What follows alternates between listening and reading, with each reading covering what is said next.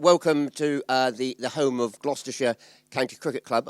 As a member of the Somerset County Cricket Club, I'm reluctant to say this is the first time I've ever been here, but what a wonderful venue. So thank you very much for Gloucestershire County Cricket Club for hosting us today. My name is Nigel Gooding. I'm the founder of the Data Privacy Advisory Service, commonly known as DPAS, and thank you very much for coming. The reason why we're here, ladies and gentlemen, is that as a professional West Countryman, my grandmother was born in St Austell Workhouse on the 4th of April 1898. My father was born in Exeter, and my great-grandmother was born in Misterton, which is a small town just outside Crewkerne in Somerset. So I was consciously aware that the Southwest doesn't necessarily get the recognition it needs in terms of activity and also business awareness, and particularly around data protection, cybersecurity, and data privacy. So I suggested to Mel it would be a great idea if we ran the first, and this is the first, data protection conference based in the Southwest. Bristol is a great location because it is somewhat, I wouldn't say the capital of the Southwest, because Exeter clearly is, but sorry, Matt, from Bristol City Council there, but certainly it's a great location. So thank you very much for coming, and I really appreciate it. I'd just like to thank our sponsors today. You've got some goodies on your table.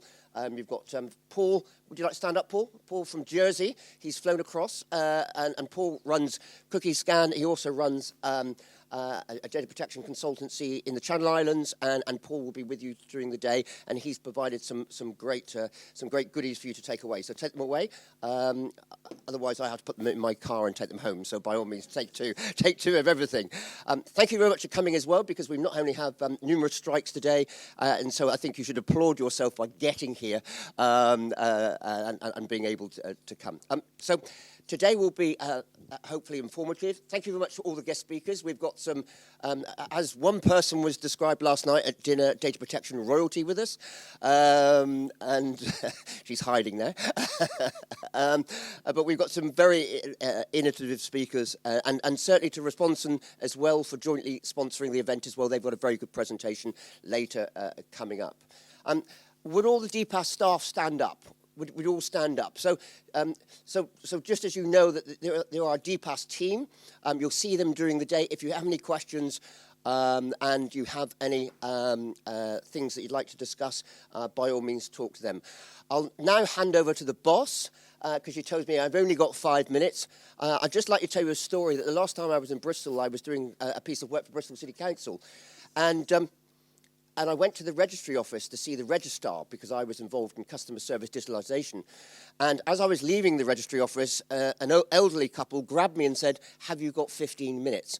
So the last time I was in Bristol, I was a witness to a wedding of two people. I have no idea who they were, but I sat there for 15 minutes. And when my boss said, "Oh, you were a long time," I said, "You won't believe this, but I've just witnessed a wedding of two strangers whose witness didn't turn up." So that was the last time. So if anyone wants to get married today, if you need a witness, I'm your man. Anyway, I'll hand over to Mel. Thank you very much.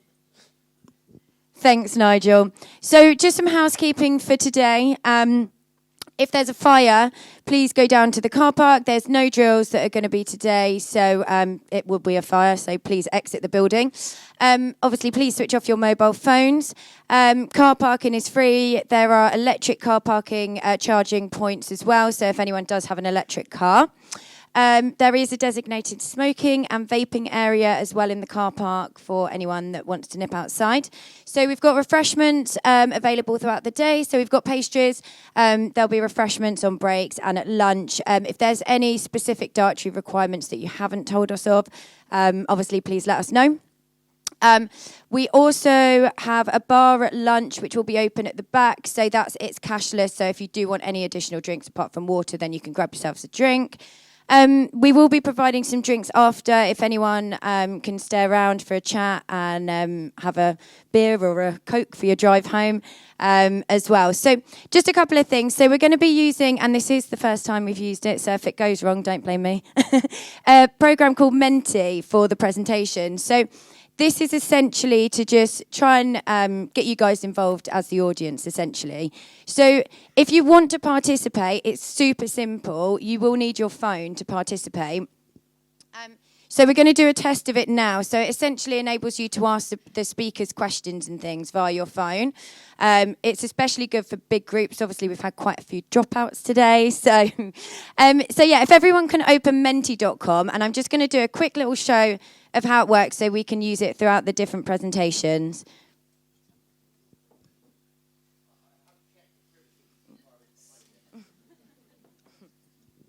So what you need to do is go to menti.com and then enter that code.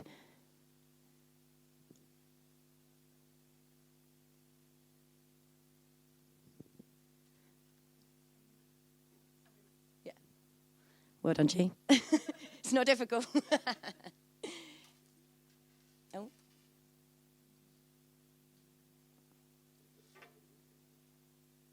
Okay. So this is about me. So this is just a bit of fun before the serious questions start. So truth or lie. So you have to pick one truth, and there are 3 lies on that. So my real name is Matilda. I can ski down a black run backwards. I have met the Queen, or I have a dog called Dave.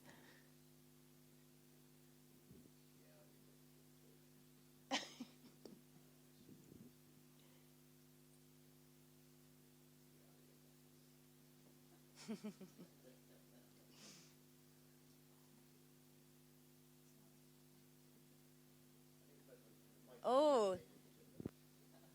So most people think I've got a dog called Dave. Interesting. My dog is called Coco and Frank. My dog is not called Dave.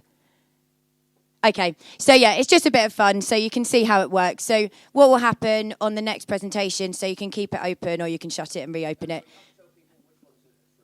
Oh yeah, so the truth is I've met the Queen when I was younger at Pony Club, so yeah.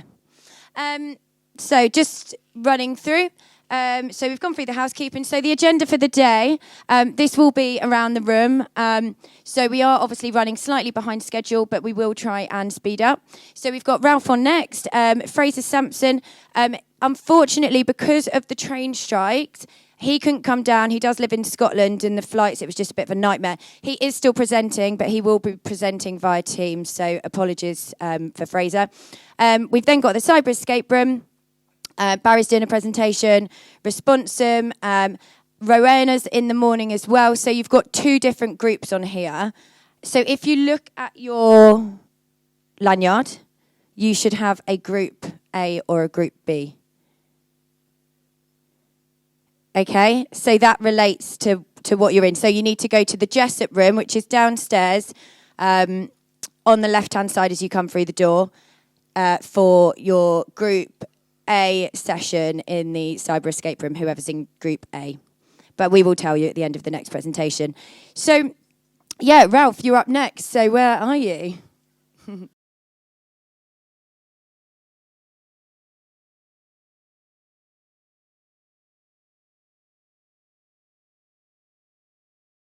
Morning, everyone. That's not bad, actually. Shall we try it again? Morning, everyone. There we go. Superb. Wonderful. For those who don't know me, my name's Ralph O'Brien. I've been doing this for a long time now. This is my 25th year in data protection, so I never tire of telling people. I'm not sure whether that entitles you to some sort of award or some sort of psychosis. Not sure whether it's resilience or stupidity at this point, really, but we'll get there. I want to make someone stand up as well. Claire, can you stand up, please? There we go. This is Claire. Just to prove you're never too old to learn. The title I have shamelessly stolen from Claire this morning. So everyone, round of applause for Claire, please. Thank you, everybody. Sometimes when you're doing this, you find there are sort of missing pieces in the way that you sort of approach things or talk to things. And somebody, for quite unexpected, somebody stands up and you go, bang, that's the missing piece. And I've been trying to explain concepts to people for years. And then Claire just stood up last year with Luke Buckley as well, at a conference last year and said, from blocker to builder. And I was like, oh, bang, it was like a bolt from the blue. So I've shamelessly stolen her title. So with permission. So I don't expect people to know about me. Oh, God, look, I didn't have hair in that picture. That's quite something. That's the last thing you want, is that up on the screen in the morning, isn't it? But please stay, please stay. So as I said, I've kind of got a bit of a mission, and the mission is putting the personal back into data, putting the human back at the centre of what we do, really, because I think that's what we're all about. We're about, we kind of forget, don't we, when we're dealing with noughts and ones on computers, we kind of forget, it gets a bit impersonal sometimes. We start to think of the process rather than the person. And that's kind of my mission really here, is to kind of promote the fact that the person and the business are not mutually exclusive, right? And sometimes we forget that. Sometimes we end up in a situation where it can be one versus the other. So I'm going to start with a bit of a scenario for you. You know, some people who have done my training courses might be familiar with this scenario because I used it several times, but it was a real learning point in my life, so I'm going to use it again, a real inflection point in my life. So I've been working for a housing association for about a year. It's Friday, it's about 1 o'clock. I've come back from lunch, and there's someone at my desk. Someone I've never met before. I can feel the sort of the cold hackles rising already. There's someone at my desk, and they asked me that if I'm the data protection expert. Well, I don't like to say I'm an expert. I think geek, nerd, idiot, whichever one you want to go for. But I certainly don't call myself an expert. But I said, well, Ralph, nice to meet you. So I said yes. And they said, well, our team's been working on a new project, okay? A new cloud implementation, they said. Takes personal data from a number of systems, uses quantities of special category data, that really sensitive stuff we all love, shares it with a number of organizations, uses a number of different suppliers, allows access from anywhere globally. Classic cloud implementation project. And I was like, okay, wonderful. Well, you know, that's what I'm here to do. So what did I say to them? We're going to have Mel here with the old, we're going to try and use this app here. Yeah? We're going to try and use this app. No? You'll have to do a show of hands. No, we'll have to do a show of hands. Okay. So I said, happy to help. When in the meetings. So quick show of hands. Did they say A, oh, every Thursday, 9 a.m.? Did they say B, oh, whenever you can make it, we'll work around you? Or did they say C, oh, it's all done, it goes live at 5 o'clock today? There we go. Oh, too late. Too late.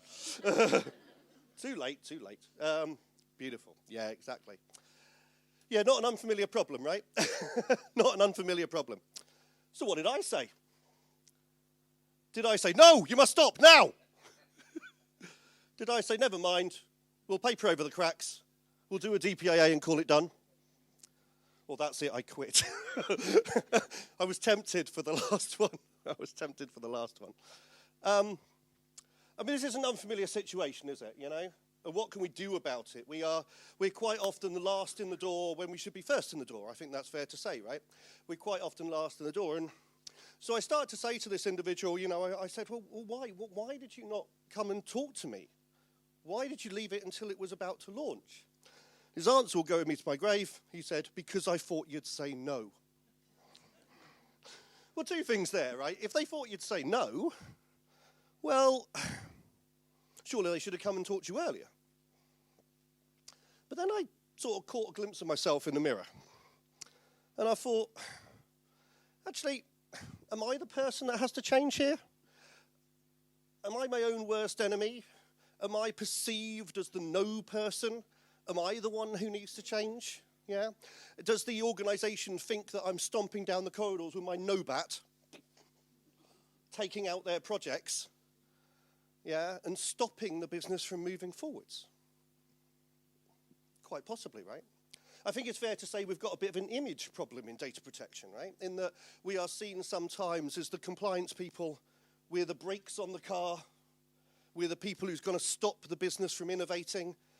It's privacy versus functionality. It's data protection versus the business. That's sad, isn't it? It's sad, isn't it? I think it's quite a low maturity way of looking at it. And I kind of made myself a vow that day that I wasn't going to be the no person, I was going to be the yes person. I wasn't going to be the blocker, I was going to be the builder. And I think I think there is a reputation out there that, you know, you can either have one or the other, right? You can either have one or the other. It's a bit of a false dichotomy.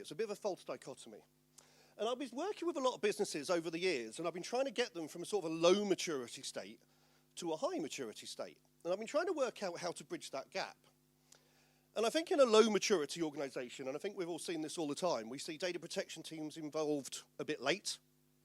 Perhaps as a tick box exercise where we're papering over cracks with things like DPIAs that are just paperwork that don't really achieve anything because we're working on a system that's already been bought and already in place. Data protection seen by the management as some sort of external threat, something that's going to take down the business. It's almost like we're blackmailing them. We're holding the gun to the head and saying, here, give us some money and do things with data protection, or else some bogeyman's going to come and hit you with a fine bat. Yeah? A legal compliance issue where we're against the functionality, right? Where we're thinking of the business above the person, and where data protection is a cost, is a problem that needs to be solved. I mean, going back to my GDPR clients back in 2016, 2018, they were all saying the same thing to me. They were saying, well, what's the minimum I've got to do to get the red line? How fast can I make this problem go away? I want to put the ticks in the boxes so I can go back to business as usual. And I think that's fair. After 25th of May 2018, data protection disappeared, didn't it? Yeah, we all stopped. I mean, the job market was certainly full of data protection experts, wasn't it, in the summer of 2018? But why? Because they were let go from their projects. Can you imagine that? On the date the law comes in, you get rid of your resource. It's like firing your security team because you're secure. It's a bit strange, isn't it? It's a bit strange. And why? Because it was seen as the business as we'd done. And actually, my clients now are the clients who are coming in and saying, whoops. A few years have gone past now, and I might not have done anything. I've got this report from a consultant in 2016, 2017, 2018. They said I had some ticks in the box. Beautiful. And I consider it a bit of a personal mission of mine to try and change that status quo, right? To try and change us, not the band, try and change that status quo to something a bit better in the future. So it's my goal, I guess, to move companies to a higher maturity state. And I'm very lucky to work with, you know, companies like Apple and Kellogg's, who, you know, whatever you might think of them, whatever their external thing is, are literally actually trying their hardest to try and get to a much more high maturity state, where the opposite occurs, where the data protection team is engaged early, is seen as a design concept, a value for the business that happens early in the requirement stage, an internal driver, something they want to do for their own benefit, rather than dodging some external law. In fact, those sort of companies are now even starting to look at data protection as something they can sell, a competitive advantage. How many people have seen adverts on TV recently of companies saying, come to us, we'll keep you safe? Yeah? The Apple adverts, I think, are really interesting, not because Apple's any better or any worse than anyone else, but because they've chosen to spend their marketing dollars on saying that. Yeah? They've chosen to spend their marketing dollars on saying to their customers, we'll keep you safe. Not, we've got a better megapixel camera or a faster processor or a bigger screen. We'll keep you safe. I just think that's a fascinating message to be able to sell your services to your customers. And I think that when data protection is done right, it doesn't work against the functionality. It is functionality. Bringing it in as a design phase means that we can automate things like subject access requests. What's easier for you? Manually dealing with a subject access request, or saying, yeah, log in, press a button, print it out? Easier, right? Putting the human back at the center of what we're doing. Making the human really the target and the user experience of that human the way we do it. And that makes data protection not a cost or a problem, but a benefit or an advantage. Now, I'm going to commit a crime here. I'm going to put up my favorite article in the GDPR. Put up some legal text on a screen in very small font in italics. Blah, blah, blah, blah, blah, blah, blah, blah, blah, blah, blah, blah, blah, blah, blah, blah, blah. Yeah? But what we've got here is taking into account the nature, scope, context, and purposes, so we can do what we like, basically, because it's all risk-based. We shall implement appropriate measures to ensure and demonstrate it's according with this regulation. Those measures shall be reviewed and updated where necessary. I saw people in 2016, 2018 putting a green tick in the box against that. Yeah, we've done that. Tick. And moving straight on is responsibility of the controller. It's my favourite article. These measures shall be reviewed and updated where necessary. And I think what's interesting about this is it frames that this is not a one-and-done activity, right? That's really what we're saying here, isn't it? This is not a one-and-done activity. This is not something we do and fire and forget. This is not something where some consultants can put some ticks in the box and then we can return to business as usual. This is business as usual. This is something we've got to invest in and keep reinvesting in to go forwards. We're proportionate to the business. I'm a big management systems guy. I sit on a number of management systems organizations, and those management systems all use that sort of same sort of terminology, sort of plan, do, check, act cycle. I think actually, when we were working on the ISO standard 27701, the privacy one, and the British standard 10012, these models I think are quite useful. This idea of plan, do, check, act. Yeah, this idea of plan, do, check, act. This idea of understanding who you are and what you need to do, implementing it, monitoring and measuring and improving. Most organizations don't do this, I think it's fair to say. Most organizations are what I'm going to call stuck in the do. And I think you can say that in whichever way you wish to interpret it, right? You're the hamster in a wheel, aren't you? Too much going on, too much being thrown at you. Can't possibly stop and raise your head above the parapet. Too much going on. Stuck in the do. Better organizations plan. Better organizations check, work out what you're doing is right or wrong. Even better organizations are that take action to improve, yeah? A continual improvement cycle. It's what the journey I'm on, it's the journey we're all on. And that means understanding a little bit about who you are and who you need to be. Understanding your stakeholders. I quite like putting that bit up on the slide because I just watch most of the audience go like, it's beautiful. That means understanding our stakeholders, right? It means understanding their wants and needs and what they want. And, instead of data protection being a can't business, I make data protection be a can business. The idea is you say to your stakeholders, well, this is what you can achieve. You can turn those principles on their head, right? Who wants out-of-date, irrelevant, excessive data in a data-driven economy? Of course you don't. Of course you don't. Of course you don't. And ideally, we want to lead that into some sort of managed outcome, yeah? Some sort of, everyone's head goes the other way, beautiful. Some sort of managed delivery here, some sort of managed delivery, okay? So my next favorite article, even more legal text. Look at that. There you go. Article 25. Again, tick. Again, done. But have they? How many organizations, perhaps a show of hands at Chatham House rules here. How many people think they've got privacy by design done? Yeah, look at you. DPAS people, put your hands down. Put your hands down. Privacy by design. The other thing that changed my life, I have to say, was a lady called Anne Cavoukian. Now, I've met Anne Cavoukian a few times. She was a privacy commissioner in Ontario, a very lovely lady. And yes, it's going to be the word privacy here, not data protection. I apologize. It's a North American concept. But she came up with these idea of privacy by design principles. And this is an ethos, if you like. These are not laws. These are not rules. This is ethics. Yeah? This is something that we might do proactively. And I think that she raises a really interesting point here. Proactive, not reactive. Data protection is Pandora's box. I'm not saying it contains all the evils in the world, but once opened, it can never be closed. Once something is known, it cannot be unknown. Kind of makes it important for us to get it right first time, right? Being proactive, preventative, not after the fact, yeah? The data protection and GDPR talks about privacy by default, doesn't it? If the user does nothing, their privacy is preserved, right? Not everything is open to share, but everything is closed and up to the individual to decide how to open it. Privacy embedded into the design process. Well, I don't think we're very good at that. I don't think we're very good at inserting ourselves where we need to be, in product management, in software design, early in the process.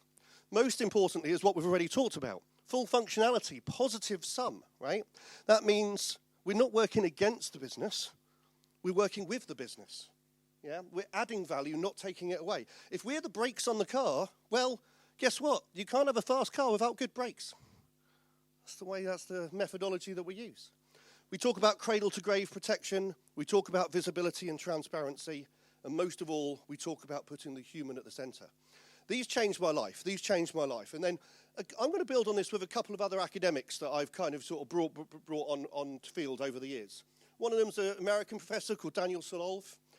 He came up with this idea of a taxonomy of risk, a taxonomy of harms. And I think this is really important when we start to put the human at the center again. to be able to say in our design process, how can we hurt people? What is this system going to do that might cause problems? This taxonomy of harms is a list that I use whenever I'm doing things like DPAAs, transfer impact assessments. Will my system put people under interrogation, give more data than they're willing? Will it put them under surveillance when they don't want to be? Will it make them less secure, identify them when they don't want to be identified? Will it get more data or aggregate it from different sources? Will it be used for other things than we intended it to? Will it exclude or discriminate against people? Data harms are real harms. They're human harms. Bringing it back to the human, of course, will then lead us to our risks, and our risks will lead us to controls, and our controls will lead us to design decisions and solutions. Privacy-enhancing techniques, sometimes we call them, PETs. Our controls could be anything we want to. Our controls could be things that we're going to do in order to prevent that security or that data protection harm. Making sure that people are pseudonymized or de-identified or anonymized, right? Making sure that we've got contracts in place, making sure that we've got good authentication in place, making sure that we're masking or obfuscating people from one another.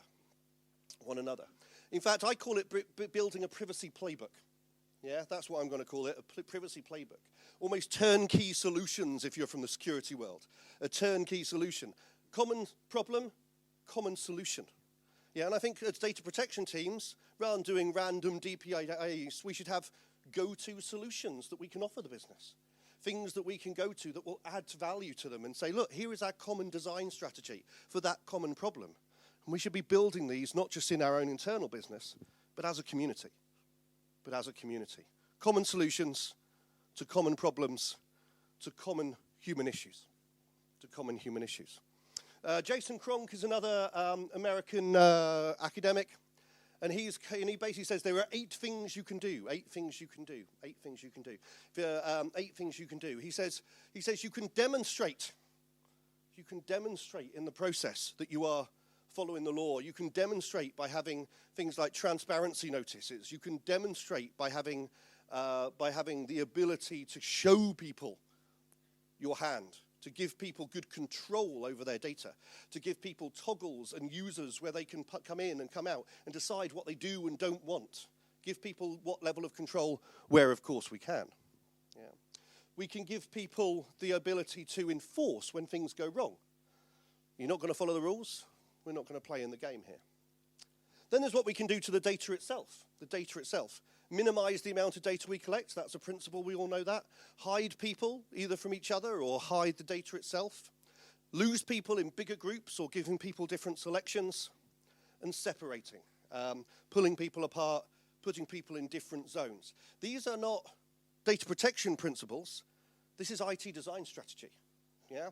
This is architecture. This is systems design. This is process design. This is building data protection in rather than post.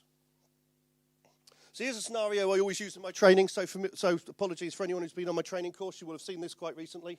I often use a scenario called Rent-A-Shed, which in no way is connected to Airbnb whatsoever. Rent-A-Shed is an organization that is a sharing economy app or website, a sharing economy app website. People who want to rent out storage, right? We've got 2 sets of user groups here. We've got a storage provider, somebody who has a space, and somebody who wants to rent that space, somebody who wants to store something, somebody who hasn't got the room in their house to store. And so what we do is we match the one to the other, like eBay, yeah? eBay has no product, it just matches people like a dating website.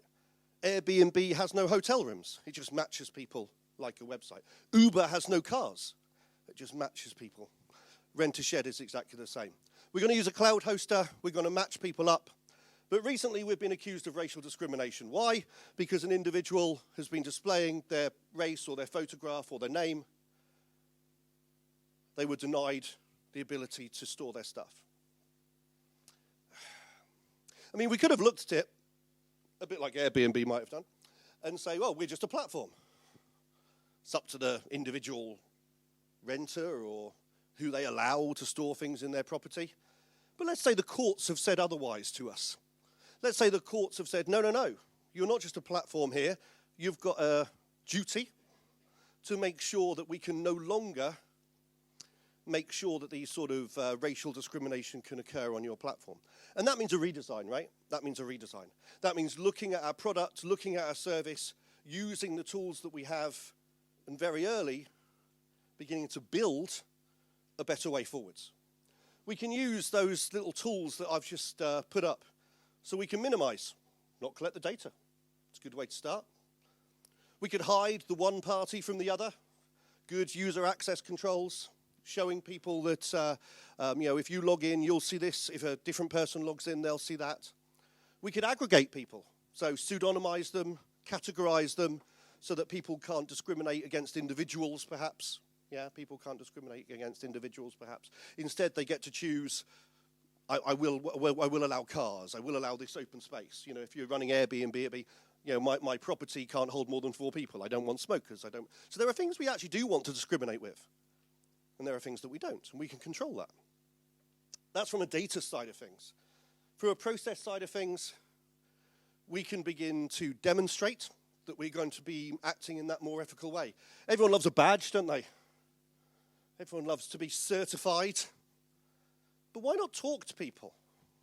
Whenever I teach DPIAs, one of the interesting things I always ask people is, how much consultation do you do with the data subjects? Anyone want to be honest?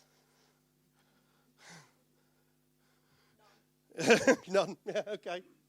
If you're worried about talking to the data subjects, you've got bigger problems than data protection. Right? If you're worried about what people will think, that's a different problem entirely, isn't it? It's funny, I was dealing with an ad tech provider the other day, and with this ad tech provider, they were taking geolocation, they were matching up with adverts, and they were saying, well, how many people have seen this advert, have gone to a restaurant that served them that advert within the next day, 2 days, whatever else. And this is all invisible processing that the individual doesn't know about, because it's taken from back-end databases, from geolocation apps that we use every day. And I said, okay, well, let's have a look at legal basis. And we worked out, probably ended up at consent, unfortunately. No legal obligation, no contract, whatever else. I said, well, it's very easy. We have to ask for consent. So, when the person goes into the app, they get presented with a solution that says, hey, we want to use your geolocation for, finding the nearest train station or whatever the app is. And then secondly, passing it on and selling it for marketing attribution and blah, blah, blah. And the business said, can we not do that? I said, well, why would you not want to do that? And they said, well, we think if people knew what we were doing, they might not let us. Again, I think data protection isn't your problem there, right? Data protection isn't your problem. So to summarize today, just to summarize, to get you all started off, there are ways we can do it, right? There are ways we can do it. And I think the change has to come from us. The change has to come from us, right? We have to remarket ourselves, repackage ourselves, right? Not as compliance professionals, legal professionals. In fact, Claire and Luke in their presentation last year said, stop talking about your damn data protection knowledge and start using your skills. That's what they said, and light went on. Because we are skilled. We're skilled in business analysis, yeah? We're skilled in understanding our customers' needs. We're skilled in data flow mapping and understanding where the data is. We're skilled in suggesting solutions for problems. We're skilled in empathy and thinking about humans. And these are all skills that will have a value to the business. So don't be the no. Yeah, we can all be privacy fundamentalists. I'm sure we've seen them online. You know the ones. Can't do that. Don't do it. Yeah, data protection says no. No. Be the yes, right? Be the yes. I'd love to help you with that. I'd love to add some functionality. I'd love to suggest some controls that will help. If those controls are too much problem and they say no, that's a different story, of course. That's their choice, not ours. We're the advisors, not the decision makers, after all. Don't be a blackmailer. Do this or else. Do this or else you'll get a fine. Anyone in here got an ICO fine? End of that discussion, okay? Don't be a blackmailer, be a designer, be a builder. Yeah. Do add value, do add benefit, do add functionality. Get in early. Getting in late is half our problem. Be positive, make sure people don't sidestep us. And as Claire and Luke said, and I'm going to come back to them at the end, rely on your skills, not your knowledge, and have a great day. Thank you.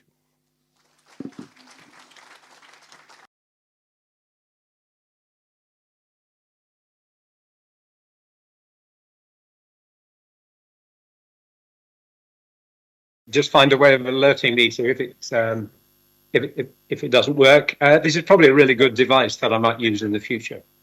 People are really actually pleased to hear from me if you deprive them for a couple of minutes. But thank you very much for the invitation this morning. What I've been asked to look at is surveillance and what we need to do. Surveillance is a pretty big subject area on its own. So what I'm proposing to look at is public space surveillance, which is the part for which I have some limited responsibilities. So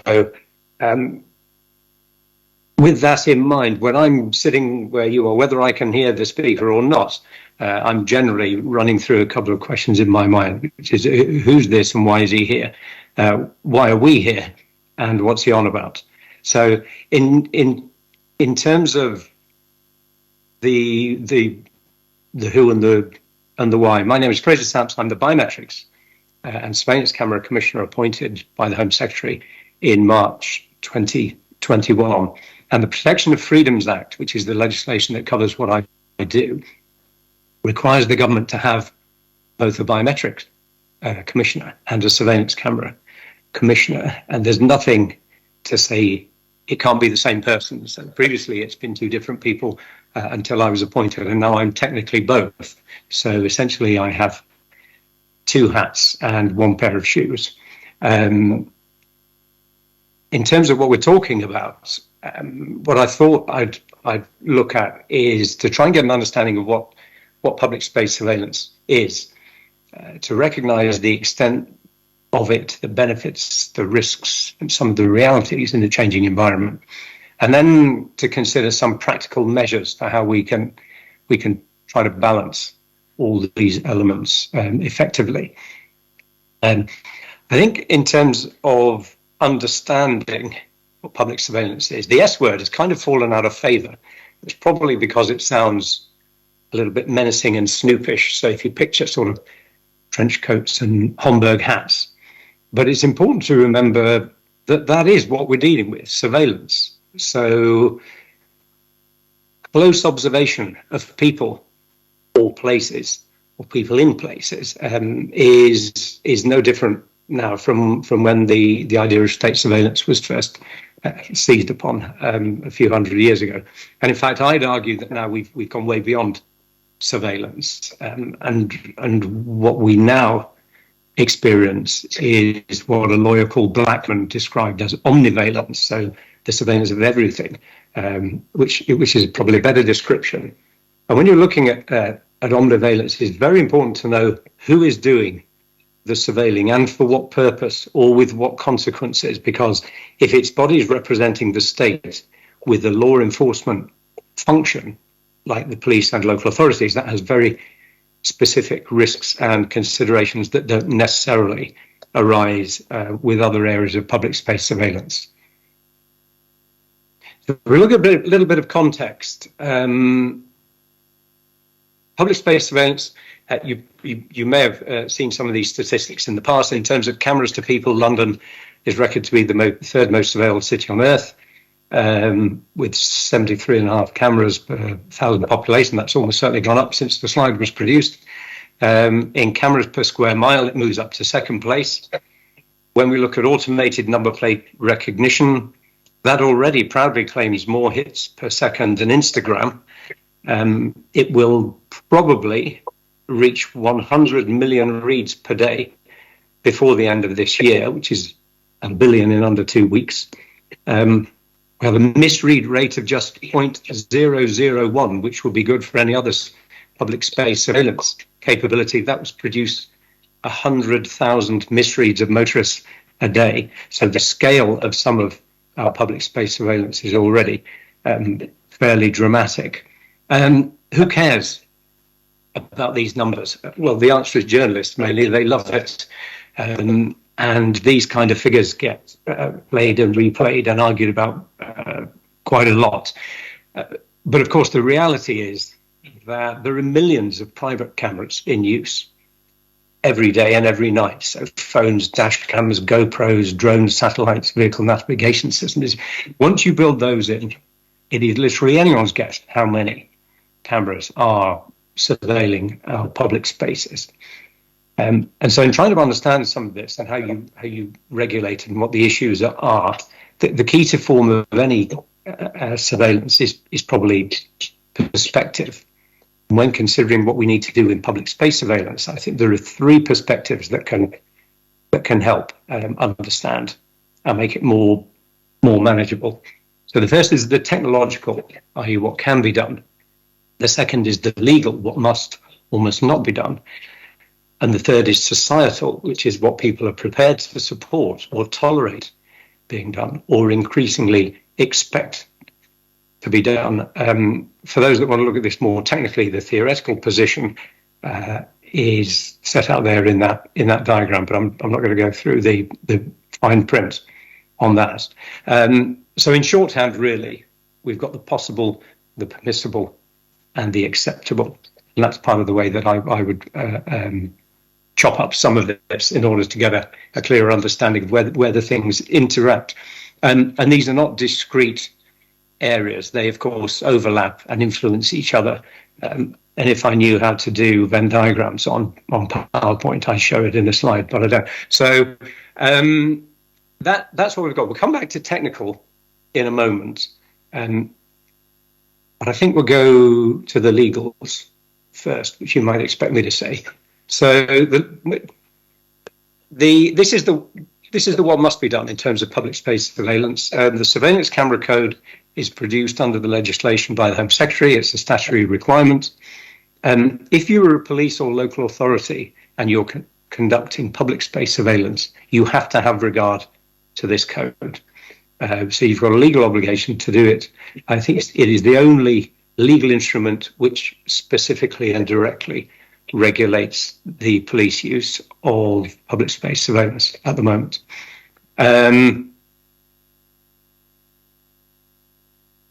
It's quite a long document. Again, you'll be relieved to know that I'm not going to go through all of it, but just to get an understanding of what we mean by public space surveillance camera systems, which is the ones that are regulated by the code, that will include CCTV, although we're increasingly moving away from a coaxial world to an Ethernet one, so I'm not sure how long that CCTV descriptor remains valid. ANPR, which I touched on in the previous slide, any systems for recording or viewing images for surveillance purposes, any systems for storing, receiving, transmitting, processing, and associated systems otherwise connected to them. I think it's really important to focus on the overarching purpose of the code, which isn't to catch people out and it isn't to spy on them, it isn't to stop the police and local authorities doing things. The overarching purpose is to enable operators of surveillance camera systems to make legitimate use, and we'll come back to that, of available technology in a way that the public would rightly expect and to a standard that maintains their trust and confidence. And I think that is also critical in terms of understanding not just the legal situation, but some of the others too. So you can see that even within the legal setting, there is a recognition already of the third, the societal perspective, i.e. what people expect. And there's no mention in the code of it just being the police or local authorities. The intention is to enable operators of surveillance camera systems to make legitimate use of that. And increasingly, we are asked in the office to advise commercial sector organisations, facilities management companies, high street retailers, operators of sports grounds, as to how they might adopt the code and its provisions, because there's a lot of business sense in doing that. You're following sort of gold standard arrangements that are already in place, and in the event that anything is being missed, then they can be directed really towards our office rather than saying that you've missed something here in terms of your own operation of those camera systems. There are 12 guiding principles that underpin the surveillance camera code. They're relatively straightforward. A lot of them are derived from broader data protection legislation. So, for example, the use must always be for a specified purpose in pursuit of a legitimate aim and necessary to meet an identified pressing need. Users have got to take into account its effect on individuals and their privacy and conduct regular reviews to ensure its use remains justified, which is an interesting sort of legacy area when you think that local authorities in particular have a number of old CCTV cameras that have been in place for quite a while. And the thing that they were looking at hasn't, it's gone. So something that may have been watching a car park, or it may have been watching a part of a street that's no longer visible because someone's built something in front of it. You must conduct regular reviews of your systems to ensure that original use still remains justified. You must have as much transparency in the use of it as is possible without defeating the purposes of it. There's got to be clear responsibility and accountability for all the surveillance camera activities, and they all need to be underpinned by clear rules, policies and procedures, which must be in place before the system is used, not after it's been put in place and then sort of retrofitted. So all this discussion around compliance with the code should probably take place in some cases pre-procurement, in order to make sure that the activities are compliant. The principles go on to say that no more images should be stored than strictly required for that stated purpose. So again, it's fairly restricted in terms of focusing and limiting what it is that you've said you legitimately need the images and information for. And of course, they should be deleted once those purposes have been discharged, rather than hanging on to them on the basis that they may come in handy at some unknown point in the future. Access must be restricted, so there must be clearly defined rules on who can access images and for what purpose. One of the excitements that we had in over the course of my office here had been the former Health Secretary Matt Hancock, when he was famously reported by national newspapers as having been photographed by a camera in his own office, of which he was plainly unaware, as was the other person filmed. And we had a number of questions as to how can it be that he wouldn't know that camera was there. How could someone get access to it in order to screenshot it and then send it to the editor of a national newspaper? And a number of related questions, of course. If the government had any obligation to follow this code, then you might be able to answer those questions. The fact is that the government doesn't follow its own code. It's not a local authority or a police organisation, and therefore it doesn't have the answers, and they're none of my business. So that was a fairly short response that we were able to give from the office, queried whether regulation in the future might reasonably require the government to adopt its own code or have something similar in place. Is a matter for others. But whatever you do, you must restrict the access to the product of those systems in order to comply with the code. Operators should consider any approved operational, technical and competency standards. There should be effective audit mechanisms, and they must be complied with in practice, not just on paper to say, well, yes, we audit this on a regular cycle. You need to be able to show that they're complied with in practice, and that they make a difference. And you need to use them in a legitimate way in support of a pressing need. And any information supporting such a system which compares against a reference database for matching should, of course, be kept up to date and should be accurate. The further element of human rights that engage with the use of public space surveillance systems. So the European Convention sets out a number of rights, some of them absolute and some of them qualified. The right to respect for private and family life is probably the closest thing that we've got to a right to privacy. There is no freestanding right to privacy in the UK. And most of what is talked about in terms of privacy rights of the citizen arise from Article 8, which is the right to respect for private and family life. With that goes other rights such as freedom of thought, conscience and religion, expression, assembly and association, all of those fundamental universal rights are engaged in aspects of public space surveillance. For example, if you're filming protests, if you're filming people traveling between sites with the purposes of protesting or worshipping or voting, all of those hard-won and very fundamental human rights are engaged with that form of public surveillance. And some of that can often get overlooked, particularly where data is being shared properly across partners, but the impact of it may have been missed in terms of preventing people from exercising their freedom to express political views or to worship or to assemble peacefully in public. So that's all the heavy legal stuff. We'll move on to the second perspective, which perspective support being done or expect to be done.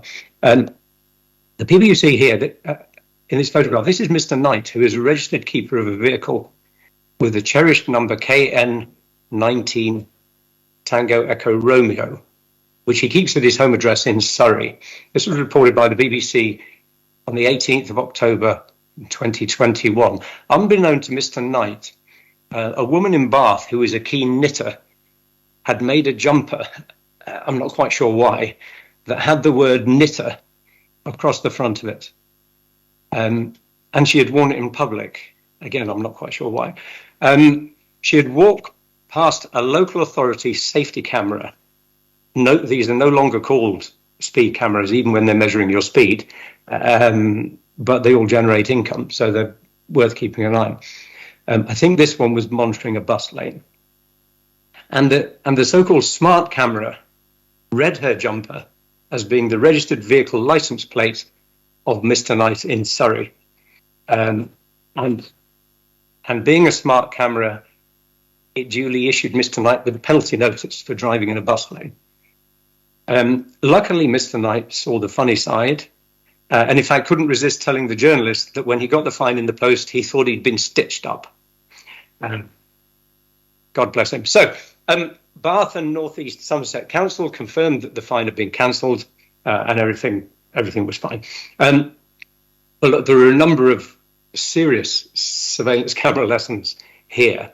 It could have gone very badly wrong in a whole series of ways that you've probably leapt to already. He could well have found himself as a suspect in a criminal investigation or even a believed witness in a criminal investigation. There may well have been obvious relationship issues had Mrs. Knight been somewhat more questioning of his whereabouts and the likelihood of his car having been mistaken for a jumper in Bath.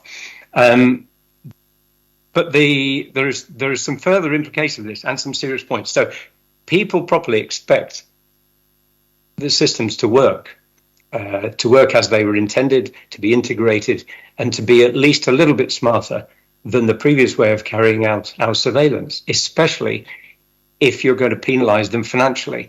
So old school traffic surveillance of people watching vehicles and jumping out and pulling them over for infringements, for all their failings, were very unlikely to have mistaken a woman's jumper for a car. And this is one reason why automated decision making is very tightly regulated by data protection rules. So sometimes the question is, would we rather have human witnesses who are by and large approximately right, or technological systems which can be precisely wrong? And it's also another reason why, if you've done nothing wrong, you've nothing to worry about, is the worst piece of surveillance advice you can give anyone. And if you want to know why, I've done a blog about it on my website that's still accessible. So in terms of vehicle surveillance in particular, as we saw in the opening statistics, it is expanding massively. And with the introduction of ultra-low emission zones and other traffic management schemes in big city areas, this will become increasingly pervasive and increasingly expensive if you breach it. But it's not just the tech that's changing. So public space surveillance, in my view, is no longer about where you put your camera. It's about the purposes to which you're going to put the billions of available images captured on anybody and everybody's camera.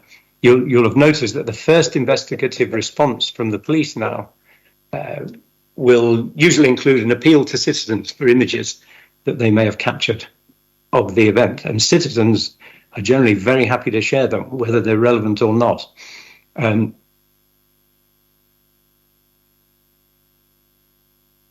surveillance relationship with the citizens is changing.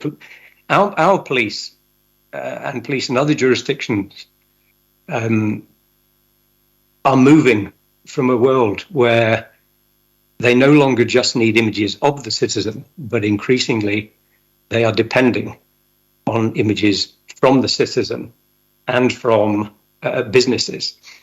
So now where the police are relying on images from doorbells, GoPros, dash cams, shed cams, hamster cams, I don't know, anything you can stick a camera on. And that list is growing every day. And the police and the state are increasingly using the product of what I call it, the aggregated surveillance capability within their communities.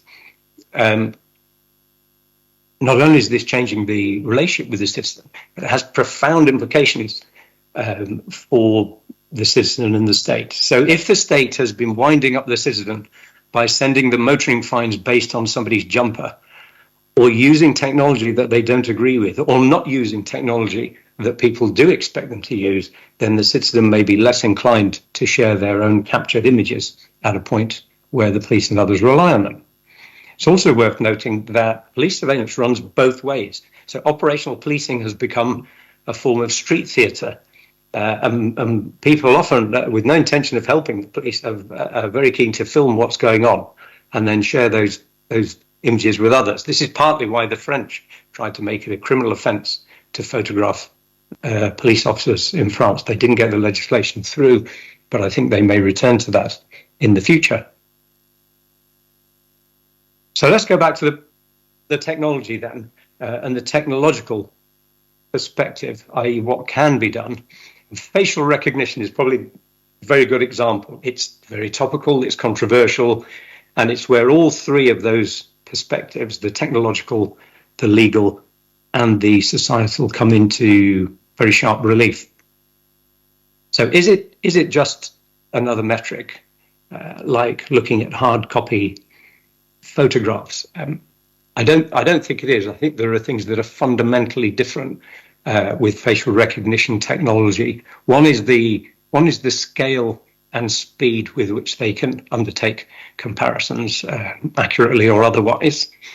And another is that there is something elemental about our face that makes people uncomfortable when it's measured and compared.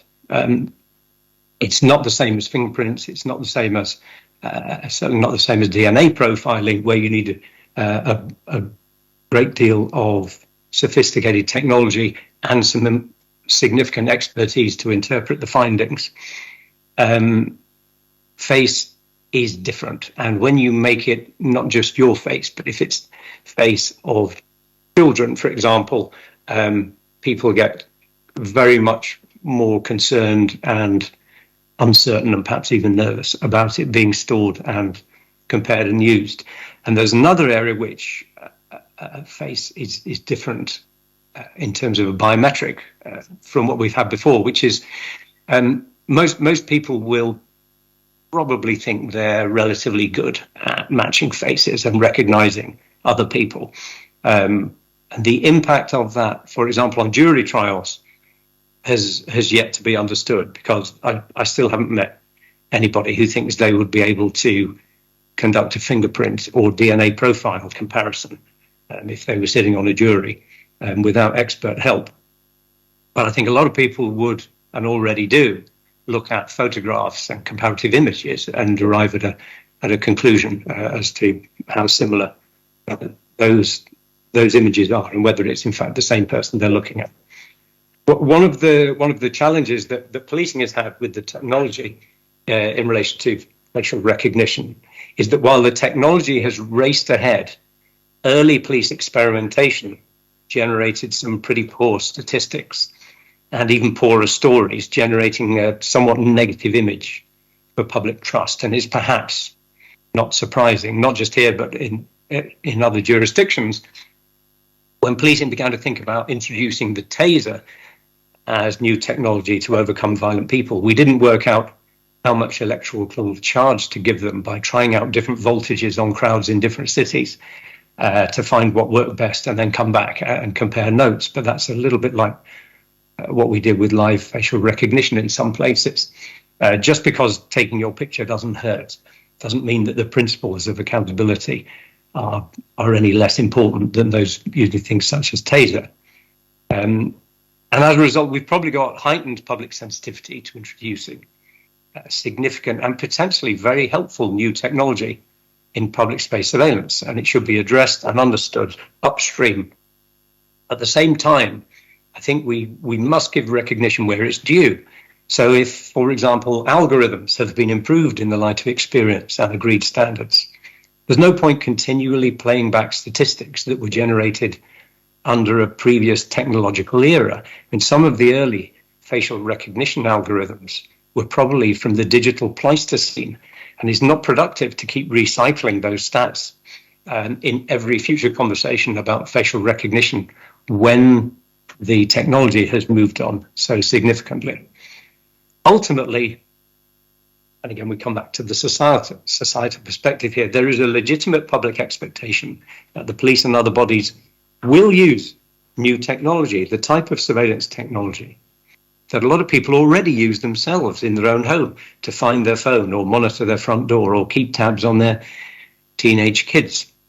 By the way, I realized a little too late that the principal attraction of the Life 360 app for monitoring my teenage daughter's location was that she knew where I was at any given moment. And again, we learn some of this as we get into the technology. But if people are used to doing this routinely in their life, I think there will be an increasing pushback to say, well, why aren't the police and those who are keeping us and our loved ones safe able to use the similar technology quickly and effectively? But the state has to use this technology legitimately and accountably and ethically. And the more we can do with surveillance technology, the more important it will be for public bodies to be able to show what they're not doing with it. So people still talk about CCTV or video surveillance cameras. In most modern public space surveillance systems, you're talking about a computer. So it'll be a very powerful, sophisticated device, one function of which is to capture an image. You almost certainly will have an IP address, and therefore these aren't CCTV cameras, these are computers. But even the person who fixed it to the wall or the ceiling or wherever it happens to be won't be able to tell you which functions it's running at the time simply by looking at it. It will have latent capability built in before it left the production line, because that's the most commercially sensible way of producing new product. Whether those features are all being used at that time, how they're switched on, who decided to switch them on, for what period of time, all of which will be very important questions, and none of which are answerable by standing and looking up at the thing blinking on the wall. So, given that all biometric surveillance tech is pretty much in private ownership now, where it comes to public space surveillance, trusted partnerships with trusted surveillance partners is going to be absolutely crucial.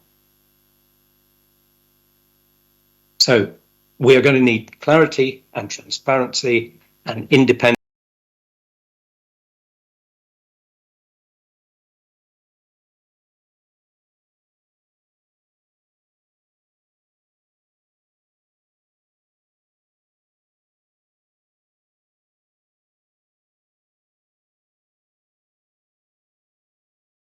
I've enlisted the help of Timmy the cat.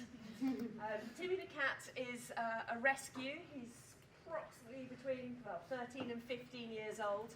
And before his adoption, he was the local gang lord and kitty daddy. He's now enjoying a comfortable retirement indoors. So, oh, I have a clicker. A clicker is good. Right, so data harms and data hazard. Like, what even is this? Why talk about data harms? As you can see, Timmy's got his best what is going on here expression there. Why talk about data harms? Well, it's significant. There's a bit of the GDPR that says your processing has to be fair. Doesn't go into a lot of detail on that, although hashtag shameless plug on my Buy Me a Coffee site, I have written an article analysing the concept of fairness under the GDPR. Basically, it's don't be a git. And that sounds great in theory, but what does that look like in practice? I'll come back to that. Proportionality is also really, really important to fairness, because there is a shifting in normalisation of what is acceptable to do, and that's being shifted along with what's possible to do. So people, companies, they go, oh wow, shiny thing, this is possible to do, therefore we must do it, we are entitled to do it. And thinking about the effects on people generally comes a long time afterwards. And this has been the same throughout the history of humanity's relationship with technology. Domestic electricity supply, cars, asbestos, radioactive materials. We go, yeah, great, shiny thing, gonna monetize this. People start getting hurt. Regulations start getting written. Companies drag their feet. Culture change, balance shifts. It becomes expected that care and precautions are taken. And we're in really the very early stages still of digital and data technology being a thing. The massive changes in the past decade. And we're still in the stage of yeah, shiny thing, gotta monetize this. And the field of data ethics and the study of data harms is quite a new thing. And it's had to become a new thing because of the enormous impact that big data and machine learning and all these technologies have had. And you may recognise the phrase impact to the rights and freedoms of data subjects. I consult with a lot of DPIAs, and the one thing I find that's generally missing from DPIAs is the impact to the rights and freedoms of the data subjects. Some will go as far as considering the impact to data subject rights, as in their rights to be informed, to access their information, to objection, to erasure, rectification, yada, yada, yada. But in terms of thinking about wider rights, human rights, civil rights, labour rights, contract rights, all those other rights that govern our day-to-day lives and the boundaries between us, those tend to be conspicuously absent. And I think part of the reason for that is that it's really, really hard to think about them. And obviously the balance of interests, you need to know about data harms in order to figure out whether the processing that is envisaged is actually fair, is reasonable, is proportionate, is acceptable. So, individual harms. A lot of the time, when I talk to people about individual harms in terms of data, they go, oh yes, if somebody gets breached, then somebody can have their identity stolen. I mean, yeah, that's a thing. It's a real harm that can happen and does happen. But there is so much more. So just kind of, I've seen various taxonomies of data harms, and me being me, I decided that they were all wrong and I wrote my own. But so this is kind of my stab at defining data harms. People's rights get denied, neglected, confiscated, forgotten. And that's enormous because we've got a lot of rights that we don't necessarily realise because there's a whole history behind us of those rights being enforced and normalised, although there is a bit of a push to re-establish those at the moment, as you probably noticed with the schools and the railways being out of commission today. Unfair outcomes. linked to rights denied, so being discriminated against, not being treated equitably within the justice system, being at a disadvantage that is nothing to do with who and what you are and everything to do with what is beneficial for other people, being exploited. Then there's actual damage, so physical harm. Common example of that is a pharmacy mucks up your prescription and you get the wrong dose of medication. Doesn't happen often. Or you have an abusive ex and your address gets disclosed and they come round and do you a mischief. That happens a lot, sadly. And emotional damage, I mean, that's a thing. Like, our brains aren't separate from our bodies. When you're under stress, your physical health suffers too. Reputational harm, financial harm, loss of property, actual damages. And then there's chilling effects. And those things might not necessarily be noticed by the individual at the time it's happening to them. But they are a very real studied effects that there's a lot of research on. So people not exercising their freedom of speech because they're afraid that it won't be respected. People not associating with certain other people because they fear the judgment that association would bring. People not expressing themselves and not being able to kind of live to their full potential as a human being because of fear. So chilling effects and fear. And then the other harm is that when the harm's been done, people don't necessarily, or currently very rarely, actually get restitution and redress for that harm, because the burden of proof is on them to demonstrate how they were harmed, how much they were harmed, that the harm was caused by a particular actor and set of circumstances. And the resources and expertise required to do that are way, way larger than the average human being has access to. And if you think this is all hyperbole, here are some real-life headlines relating to those harms. Uber employees have been stated to stalk celebrities and exes. They were spying on us. Amazon and Walmart used surveillance technology to bust unions. Revealed how the gambling industry targets poor people and ex-gamblers, and not even ex-gamblers. Surveillance chills speech, as new studies show, and free association suffers. Warwick Business School scraps discriminatory and ableist exam surveillance software. This is a tiny, tiny fraction of my enormous collection of data harms headlines. Every one of these is taken from an actual news article that's been verified. But there isn't just individual harms. There's also group harms. And these are harms that do affect individuals, but the effect on the individual at the time may not be obvious. The harms that can only be detected when you take a step back and you look at the wider, the macro effect. You look at large populations.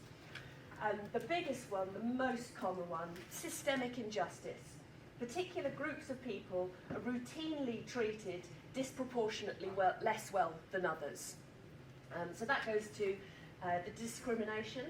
You might not notice as an individual that you're being quoted higher prices for insurance because you have an Asian surname. That was an example that came up a couple of years ago. A guy did an experiment. He was the lecturer on my data ethics course, actually.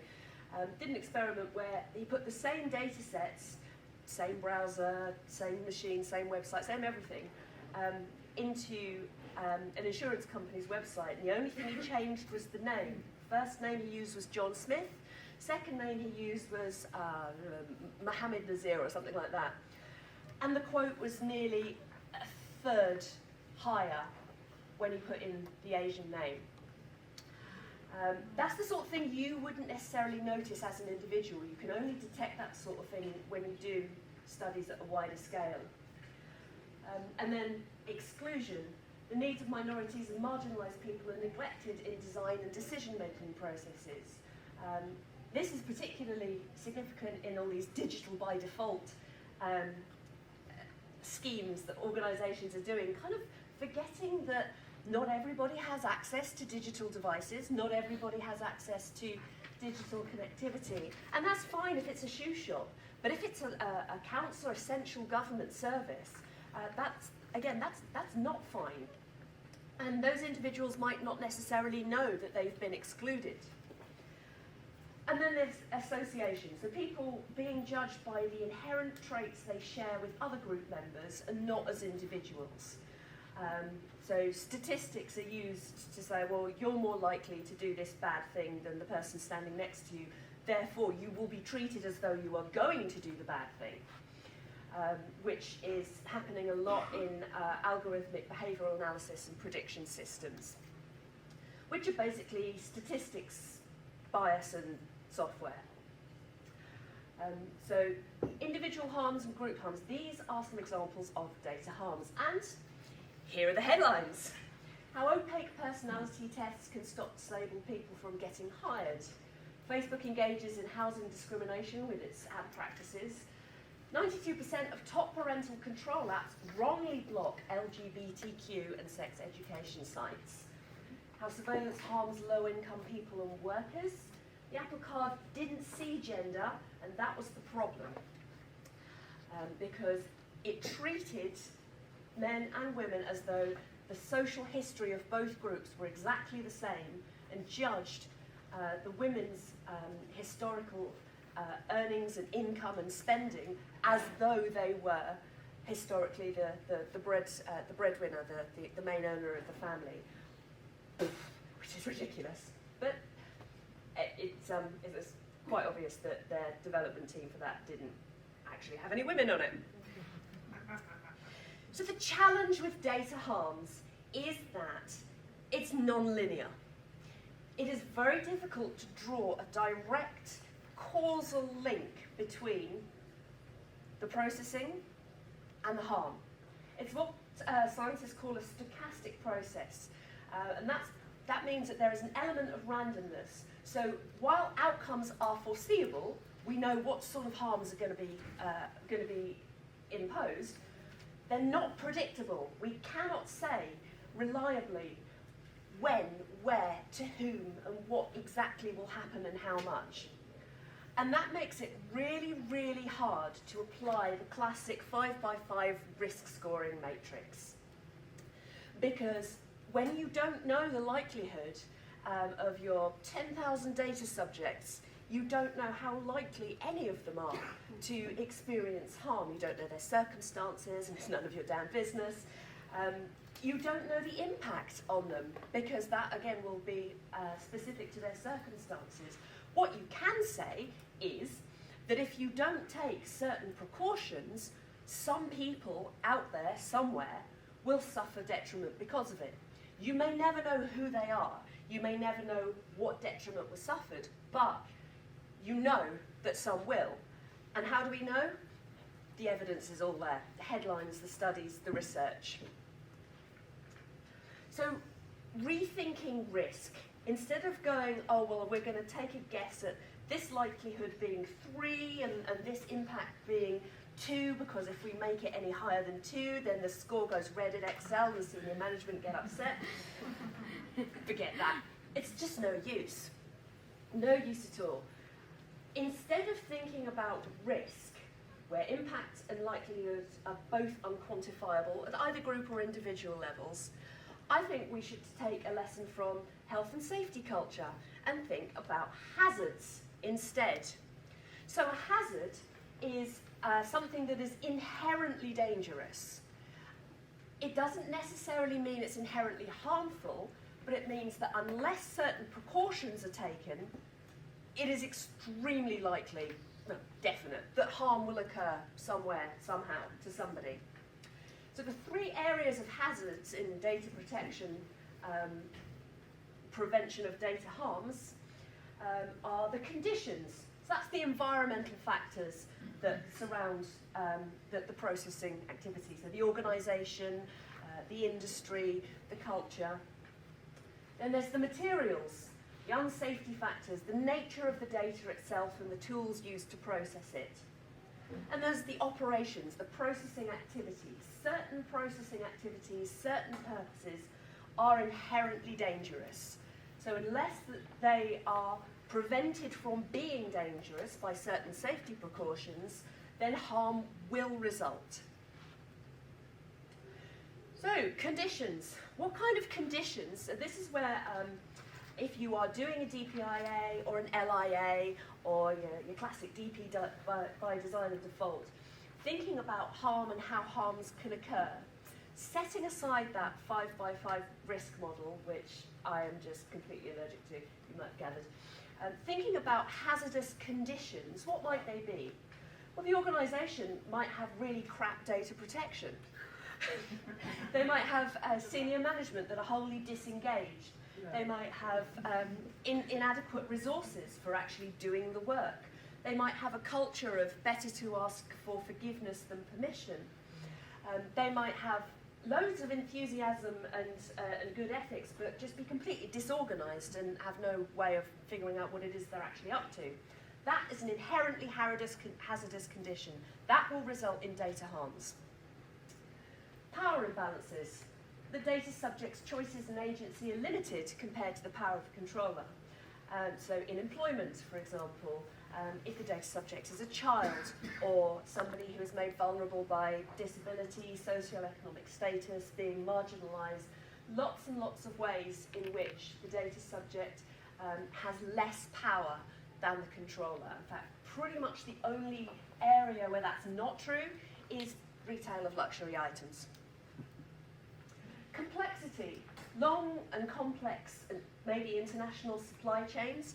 The more long and complex and international a supply chain is, the more likely somebody at some point is going to drop the ball. And the business model itself. If the business model is extractive or exploitative, if the industry is completely built around taking the piss, ad tech, social media, then it is inevitable that those practices will do what they're meant to do, lead to harms for profit. Some headlines on that subject. So first, illustrating immature data protection in an organisation. I want you back. Getting my personal data from Amazon was weeks of confusion and tedium. Culture. Former Uber security chief convicted of covering up data breach. Power imbalance. The human cost of Australia's illegal robo-hunt for welfare cheats. This was an algorithm that purported to figure out who was doing fraud when it came to benefits. And the court cases are still rolling on. Have a read, it's fascinating and horrifying stuff. Grave concerns over the validity of EU status digital system after Home Office benefits error. A whole load of people wrongly classified as either having or not having settled status. And now the government is like, yeah, we've paid you money that you shouldn't have had, now we want it all back. Outgroup animosity drives engagement on social media. Yes, the entire model of the attention economy is based on the fact that what drives people to engage with online content most reliably is rage and hate. That's been proven in a number of ways, because when you see something that makes you feel good, you go, oh, that's nice, and scroll on past. When you see something that makes you mad, you go, oh my God, somebody needs to say about this. That's how the engagement attention economy works. Algorithms push content to people that will make them annoyed, because annoyed people stay on the platform and keep clicking. When they stay on the platform and keep clicking, they get to see more ads, and that's what the social media business model is all about. Hazardous materials, the content of the data, special categories of personal data. And they're special categories because they're inherently dangerous. They are, in fact, the categories that have been used to justify genocide through various periods of history in the world. Data that is in special categories but is still confidential and or sensitive. So people's finances, gossip about them, stuff that could put people at risk. And data that is either sticky, as in it's really, really difficult, if not impossible, for the data subject to change, like your medical history. You can't just go and order a new medical history like you do a bank card. If your medical history is mishandled, that has a really long-lasting effect. Or data that is extremely fragile, that is, there's no way to verify it necessarily against a history. So whatever somebody says it is at that time. So that for example, might be someone's opinion of your character or good intentions. Another hazardous material is black boxes. Opaque, complex, proprietary, no you can't look inside, it's a trade secret, just trust us, tools. Which are often newer experimental technology. Newer experimental technology, we don't know if it works yet. We've put it out to market to make money seeing if it does. Pretty much sums up the entire machine learning market at the moment. Because the skills that you need to evaluate whether a product is in fact effective are really, really arcane skills that only certain niche nerds have. Everybody else just has to take the vendor's word for it. And we all know how dangerous that is. Data bias. Data is inherently incomplete. Like, there is no amount of data that could ever capture the entire human experience, the whole of an individual's personality, history, hopes, dreams, wants, fears. Data is always a snapshot, a tiny slice of a snapshot of a single point in time. People are fluid and dynamic, they change. So data is always incomplete. Data is always inherently biased because it is created through social and technological processes to serve a purpose. We're not going around picking data up from plants and pinning it to board like the Victorians did with butterflies. Data is created, it's entirely artificial. And the people with the resources and the motivation to create data are not necessarily the people who we would want entrust to that data to. And data of dubious provenance, because data is infinitely replicable. You can copy it as many times as you like. Data can fly all around the world for many, many years before somebody notices it's complete nonsense. So data itself is inherently hazardous. Volumes of data. The more data you have, the less likely you are to have the human capacity to manage it all. And this especially goes these days when you can have terabytes of data storage in a company, a small company with say 5 employees. Like, there is no possible way that that data can be managed effectively, responsibly and carefully by 5 people, all of whom have day jobs. Some headlines. Technology is enabling surveillance inequality during the pandemic. That was published in the British Medical Journal. Report finds COVID patients with learning disabilities were given blanket do not resuscitate flags. So it's not just patients with learning disabilities, it was patients who were diagnosed autistic. GPs were putting do not resuscitate flags on these people's records without any consultation, without any consent, without any consideration of whether or not there was any reason to do so. It was just a knee-jerk, well, you know, these people are a hassle, let's get rid of. No, it probably wasn't that cynical. It was more, you know, oh, it's kinder to these people not to keep them suffering. I don't know, it was awful. But yeah, hundreds of people were given do not attempt to resuscitate flags during COVID by their GPs without their knowledge.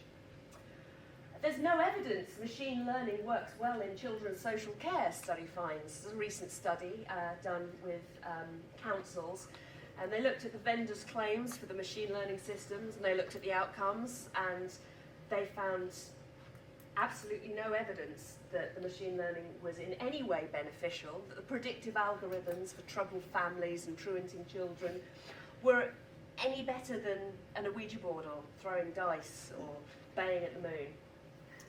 IKEA launches investigation after staff find CCTV cameras in toilets. This was a case of an overzealous local manager. This wasn't corporate policy overall. This was an overzealous local manager who was worried that staff were taking drugs in the toilets. I mean, let's face it, if you worked in IKEA, you would, wouldn't you? Just to get through the day. But it wasn't even as though the CCTV was kind of front and centre with a proper privacy notice. Oh no, it was concealed above a ceiling tile. Yeah. And that's an example of somebody thinking just because it is possible to do something, they are therefore entitled and must do it. And if you've been following the Post Office Horizon scandal, this one will be familiar. That was terrible. Former post office worker says she was left homeless following false conviction. One of hundreds of people who were falsely convicted because a computer system that wasn't fit for purpose was deemed more authoritative a source than reality or actual people's statements. Then we have hazardous operations. Classifying or ranking people is inherently dangerous. Because as soon as you start classifying or ranking people, you start having conversations about who's more valuable and who's more worthwhile and who's a problem and who should be excluded and who's worth the effort. Ditto stereotyping and arbitrary comparisons of people, like every human being is completely unique. We share traits, but the way in which we share traits, there's no kind of clear lines, there's no rules. So using data and data technology to sort and compare people is dangerous. Like that whole idea started with the Nazis figuring out who to send to the camps. That was the dawn of algorithmic classification. Inference, attributing motives or intentions to people based on their physical appearance. Like the HireView HR AI machine learning clever psychic computer Snake Oil that analysed individuals' facial expressions during interviews and then made recommendations as to how trustworthy and competent and reliable they were. And needless to say, if you have, say, a facial deformity, you have injuries or scars, if you are not white and cis male, if you have, say, Bell's palsy or anything that affects the configuration of your face, then getting software to try and read your mind based on the flesh and muscle covering over your skull. I mean, it's phrenology, but it's really, really fashionable right now because people just love to believe in AI magic beans.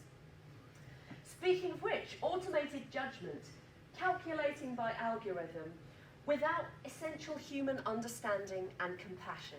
So this is really, really significant in spaces like social care, healthcare, education, mental health support, things where you need human beings to understand and care about other human beings to achieve the desired result.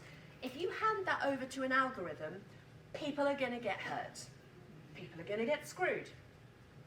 And surveillance. I won't go too far into that because we heard all about surveillance from the previous speaker, and there's lots of dangerous stuff going on in there.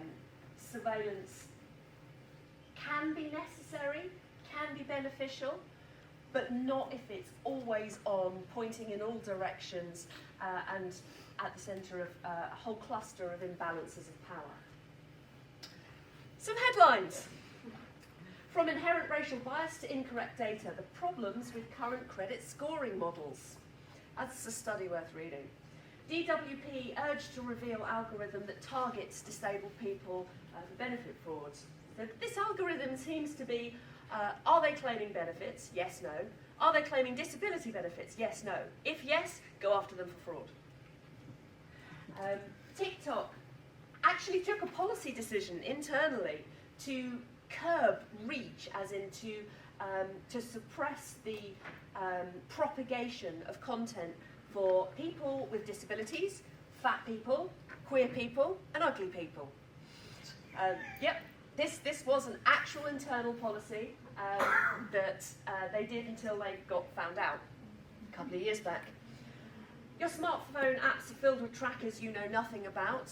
I mean, trackers are bad enough, but the inferences being drawn from those trackers, you've got no idea how those are going to affect your employment prospects in the future, your financial support prospects, your housing prospects, your reputation.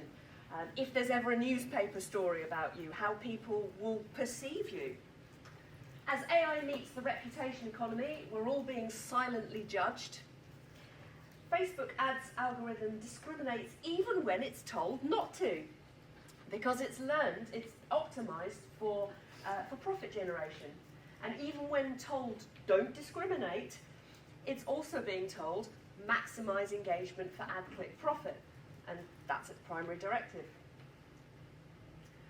So, to get to the main point of my speech today, which was, don't try and pinpoint or predict risks because you just can't. You may pinpoint a few, but you will miss a lot more than you find or think of. Look at the hazardous conditions. If those hazardous conditions, materials, or operations are present, assume harms will occur, unless protective safety measures are in place, they're effective, they're sustainable, and they are maintained. A gap in any one of those, harms will get through. What safety measures? This is the key question. What's the bare minimum we have to do to tick the compliance box? Mature data protection, functional governance, effective policy, human-friendly process, cultural integration, good faith strategy, robust data management.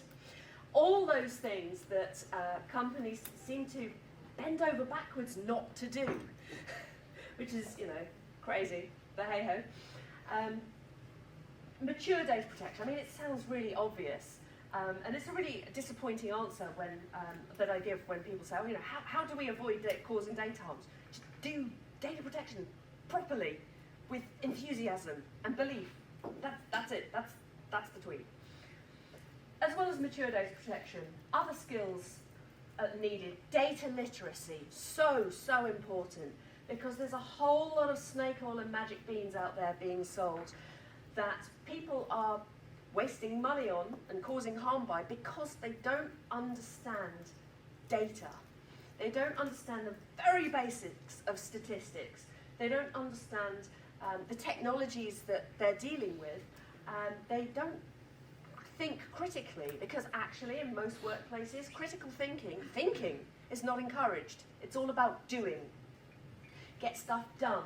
Thinking looks like daydreaming. It's a waste of time. It doesn't generate revenue. Stop thinking, just do. Attention, diligence and assurance. Sounds obvious, a lot of gaps. Have feedback loops as well. You don't just want to know if things have gone well, you want to know if things have gone badly so that you can fix them. I mean, this is all like really basic management stuff, apparently. And keep an eye out for red flags, indicators that harms are occurring. Indicators not just among your customer base, employee base, supporter base, whatever, but also out there in the wider population. The really big one is capacity. Giving staff enough time and space for them to do the thinking. And having space for discussions that have diverse contributors. So it's not just a team of people who all look and sound exactly like each other from similar backgrounds sitting around a table agreeing with each other. Because while that might look like a good discussion, they're going to miss an awful lot.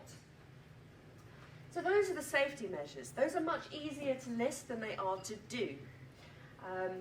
But by doing them, that's the way to avoid data harms occurring. If an organisation says that they are sincere about data protection, privacy, ethics, but they refuse to do the safety measures that are within their capacity, then they're not sincere, really. So there's a mesh of protection involved. In business and law, there's quality and compliance, standards, initiatives, teams, monitoring, all that good stuff. Tools and tech, not just the tools and the tech, but the competence to use them appropriately and the capability to do so. People and values. paying attention to culture and management, because you can have an organisation full of great people with a few absolute psychos at senior manager level, and that organisation will be toxic. Or you can have an organisation with great senior management and a load of psychos on the front line, and that organisation will be toxic. Constructive scepticism. There are no magic beans. Assume everything that is being sold is a fake, a fraud, defective, ineffective, and then look for evidence that it isn't. Don't assume that it works just because it's being sold. Chances are probably doesn't, especially if it involves machine learning.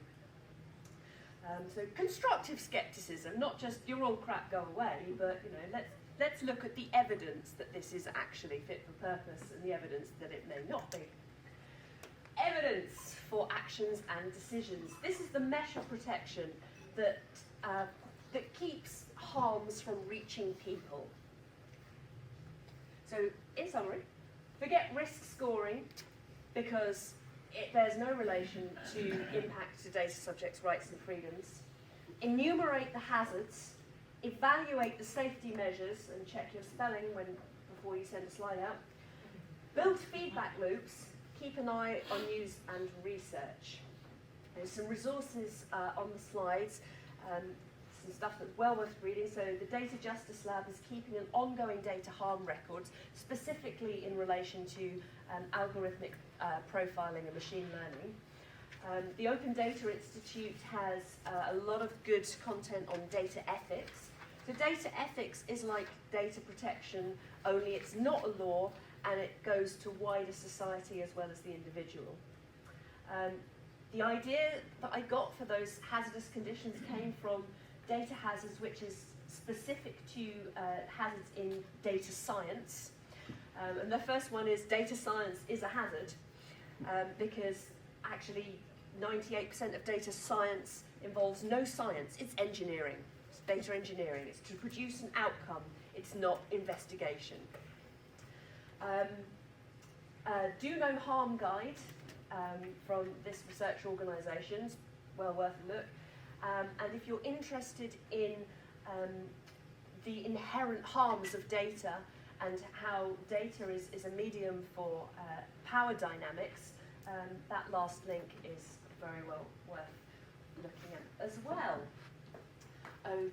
Oh, there we go. Okay. So Tim is collapsed because it's all too much like hard work. I'm probably going to quite shortly as well. But thank you very much for listening to me. I hope that was provocative.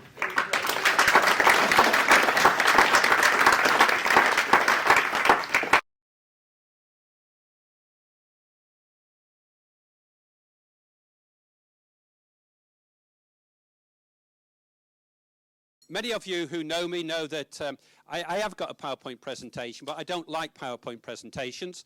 Many years ago, before GDPR came in, I was asked to speak at a conference. There's about 30 speakers.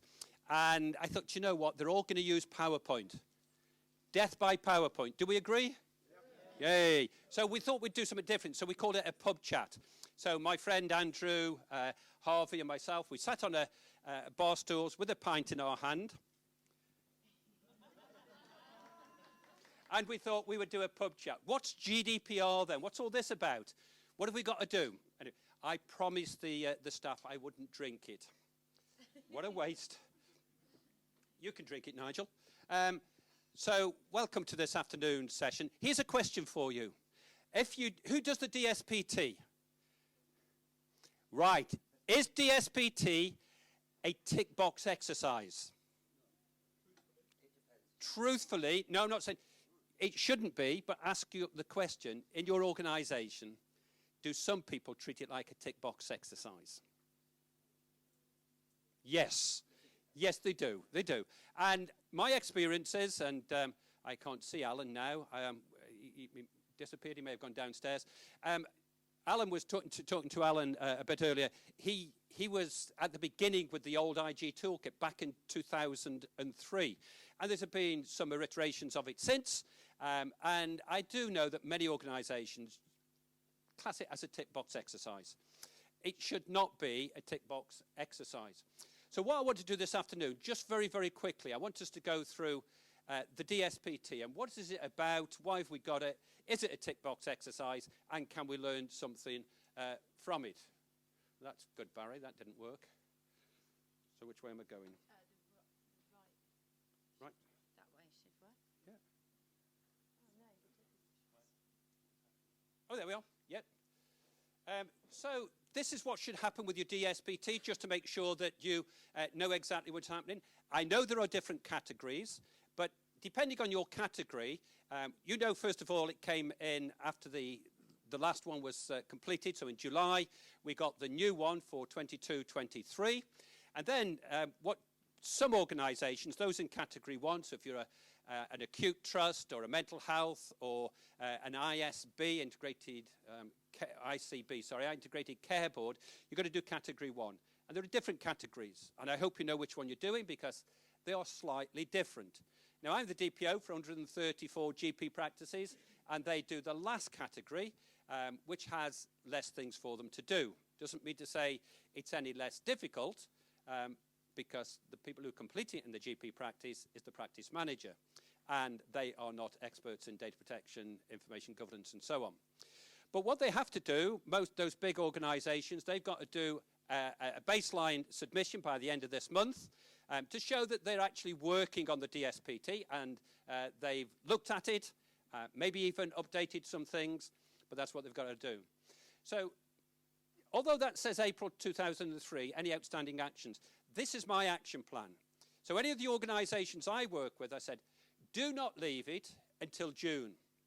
Because if you've got some actions that are going to take you a few weeks, like, for instance, if you're doing cyber essentials, then you might need a little bit of time.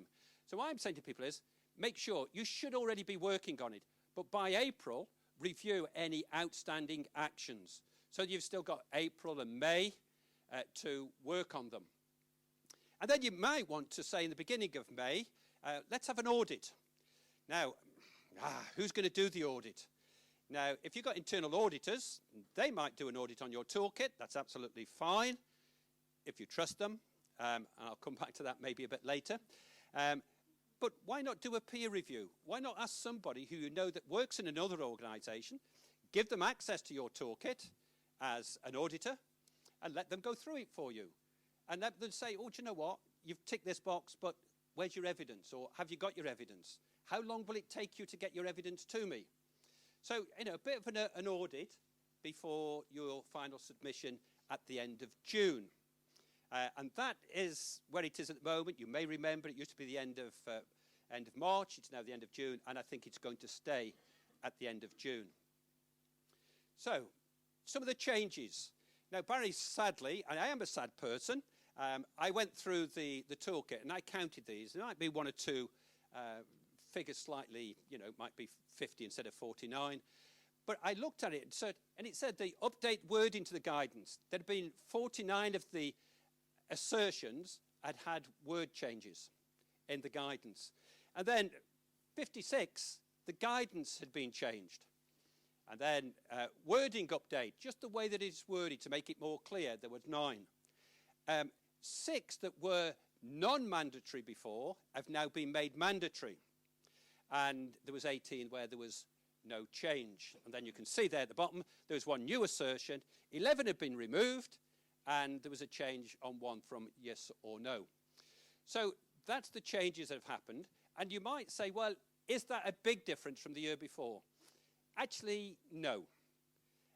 The word change and the change to the guidance was just to make it a little bit more clear for you. So when you come to do the DSPT, you know where you were going. So I went through that, and did it make a lot of difference? No, it didn't. So, published in August 22. So there we are, CCGs who became ICBs. They were added to Category 1. Baseline submission for those by end of this month. Final submissions the end of June, as I've said. And what you eventually get is something like this. Standards met. So you've done it, you've ticked all the boxes, you've added your evidence, and it's all completed. You'll get standards met. You can get standards exceeded. It means that you've got everything well and above what's required. And I've been doing the toolkit since it came out in 2003, and I'm a little bit suspicious when somebody has got absolutely everything in place. Nothing is out of date, all the boxes have been ticked, and certainly when it comes to third parties who are working with you, oh dear. Well, it could tell you that it requires improvement, and that's okay. It may be that it's like an auditor coming in, and an auditor says, well, some things are not quite right, you need to improve a little bit. I don't mind auditors in that sense, because they tell me where my weaknesses are. Or you might get standards not met. What happens if you get standards not met? You get a fine. No, you don't. You want to submit an action plan to say what you're going to do with those standards that were not met. So you submit an action plan. So that's basically what it is. There is some support. Now, depending how you like to read and what you like to read, the Independent Assurance and Audit 22-23 was updated in September, and it gives guidance to all the people that are listed there. And then 13 assertions are going to be audited. So if you have internal auditors that are coming to look at your DSPT, they're going to look at each one of those. And they're going to say, well, give it a tick or make some recommendations. Anybody here internal auditors? Sorry, mate. I don't mean to be. But with internal auditors, sometimes they are not information governance or data protection experts. And they follow a set criteria. Now, I've had some auditors that are very good, and they've been on the auditing the IG toolkit for a number of years, and they're good. But I get some that come in, and the recommendation is, well, I was looking at this policy, and on page 3, in the footer, it said draft. Really? All the others were okay, but it just didn't. And I think to myself, if that's all you can find, then we're not doing too bad. But that's what they will audit. Now, I, for many, many years, said, I'm not really sure if internal audit of people who don't really know the DSPT is the best way of going. And I think I've been jumping up and down, screaming and shouting for about 10 years. I would much prefer it to be peer review. So if you're if I was in an acute hospital and you were, then let's do peer review. I'll review yours, but if you review mine, depending on what I might have said about yours, you might say, well, I'm not going to be kind to you, Barry. But find a way of reviewing, peer reviewing each other's DSPT. I think there might be some value in that rather than just accepting what the auditors say. I'll probably get shot by NHS England for saying that, but that's fine. So completing the DSPT. One thing I do find, and I do audit a number of DSPTs, and I can't remember the number, so with the GPs, this year we will be looking at all the GPs that we've got for their DSPT. We won't be able to audit all of them, but we will audit a good number of them. But in large organisations, some people think it's the IG team, it's their responsibility. It's not. If you look at the assertions, there is an availability for you to allocate those to different people. Now, me, downstairs doing the escape room, I have to confess, when it comes to some of that stuff, I'm not a cyber expert by any means. But I know who to go to.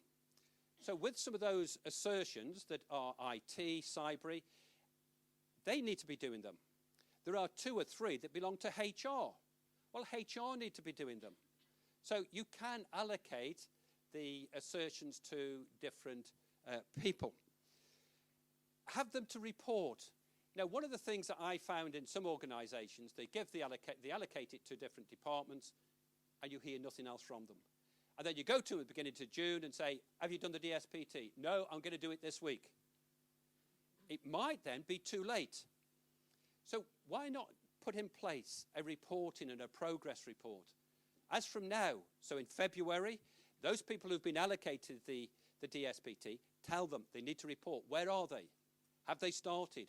Which ones are going to be difficult for them? Which ones do they need a little bit more time on? And then in March, they can come and say, we've done these 3 more, we're on track. Then in April, they can be able to say, you know what, we're almost there. But I would have that. But what I'd also have, that when they're reporting, somebody senior in your organisation says to them, if they haven't made progress, why not? Why not?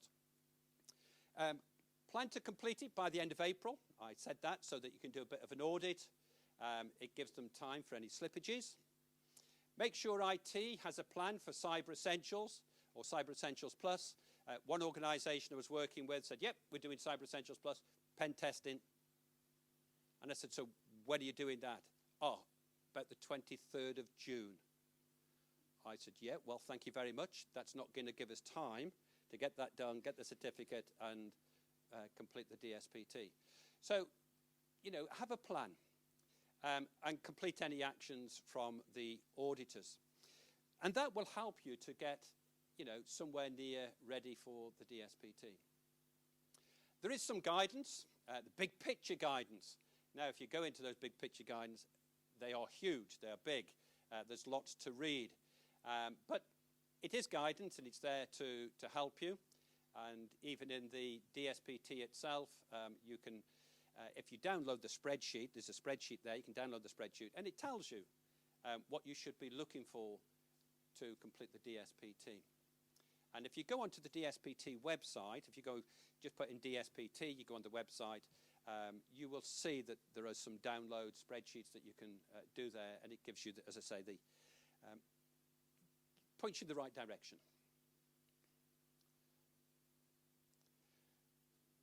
Is it a driver for change, or is it a tick box? I know many organisations, and I can show you something in a moment or two, it's a tick box exercise. I don't care how much people say, oh, we've done it. We've ticked the boxes. We've got the policies. We've got the Cyber Essentials. We've got all that. But it becomes a tick box exercise. Now, that's been a case ever since it came out. And one of the reasons we set up the East of England IG Forum is because we wanted to say, how do we complete the DSPT, or the IG toolkit as it was then, so it doesn't become a tick box exercise? What evidence, real evidence, do we need? And if you go into the DSPT, there's a box at the top right, top left-hand corner, you tick the box, and there's another box that says optional comments. You don't have to put anything in there, but I think it makes sense to put something in there. So if you're ticking a box to say you've got a policy, then in that optional box, why not tell me where it is? It's in IG, it's in DSPT, it's in the folder assertion 1.3. So you know where to look, or whoever's looking, the auditors know where to look. But many people just tick the box and think we've done it. Now, you might have the policy, but you might not. Or you might ask somebody, oh, do we have a policy for this? And they say, yes, we do. Tick the box. Done. I like to think the DSPT is a driver for change. Not just a tick box exercise, a driver for change. The purpose of the DSPT is to show that your organisation is handling, processing personal data, sensitive data, safely and securely. It's as simple as that. If it isn't in some of your services, some of your departments, people are not doing that, you can go to them and say, look, we need this evidence for the DSPT. We need a policy that's up to date. It's a driver for change. And say, look, I'm going to be reporting this at the IG group next month. Can you update the policy? You can use it as a driver for change, not just as a tick box exercise. And this is what I want to tell you. Is it a tick box exercise? Well, we've just picked A, B, C, D, E, and F here. We were asked to do an audit on an ICS, an integrated care system. Now, this is where acute hospitals, mental health, community are going to collaborate together to share patient information so that patients can be treated safely in their settings. And so we went to them. We had a plan. We had some questions to ask them. And as you can see, there was more, but there was 8 questions. And those 8 questions, we were trying to find from them is, have they got real evidence? I know these are big organisations. And as you can see, when we asked them, fully met, there was only 3, well, there was 3 out of them that had got up to 1, 2, 3, 4, 5 that were fully met from our assessment. You can see that some, D, was only partially met, and then the others were not met at all. You see, for them, the DSPT was a tick box exercise. When we asked them for the evidence, they said to us, oh, we've done the DSPT. Why do we need to give you this evidence? Because we knew that in many organisations, it's a tick box exercise. And so we said to them, no, we want it. We got the senior people in the organisation to say, they must give it to us. And that's what we found. One organisation, we said to them, okay, if you've done the DSPT, you've got an information security policy. So just supply it to us. So if you know where it is, Mel, you just go to the folder, you get it, you attach it to an email, and you send it to me. Done. 3 weeks later, we got the policy, dated 2018. And that, so to me, is, have they got a policy? The answer is yes. They've ticked the box. But they never, ever checked. Now, that's just one example of the many things. So every one of those had completed the DSPT. So to me, that was quite frightening. Now, some of those, if the NHS Digital, who do the DSPT, were coming to audit, they audit those large organisations, acute hospitals, mental health communities. None of those had been audited by them. We showed NHS Digital these facts and figures, and they were shocked. I don't know what they are going to do about it. It was a tick box exercise. About 2013, 2014, I went to a meeting in London with the Department of Health auditors, and they asked the question, is the IG toolkit fit for purpose? And the answer was no, but it's a driver for change. Is the DSPT fit for purpose? If it's a tick box exercise, the answer is no. So how can we make it more of a driver for change so that it's not just a tick box exercise? So somebody says to me, so what's going to happen with the DSPT going forward? So when you submit at the end of June, we then move on to the 22-23, 23-24 DSPT. Well, we're going to be told what those changes are. I'm told shortly. I don't know what that means in NHS terms. But I think it's going to move. So in 2018, when GDPR came in, and we'd had the WannaCry incident, and we had Dame Fiona's report and the 10 data standards, they were added to the DSPT. And it became more of a cyber, more of an IT tool. Now, many of us were working in large acute hospitals.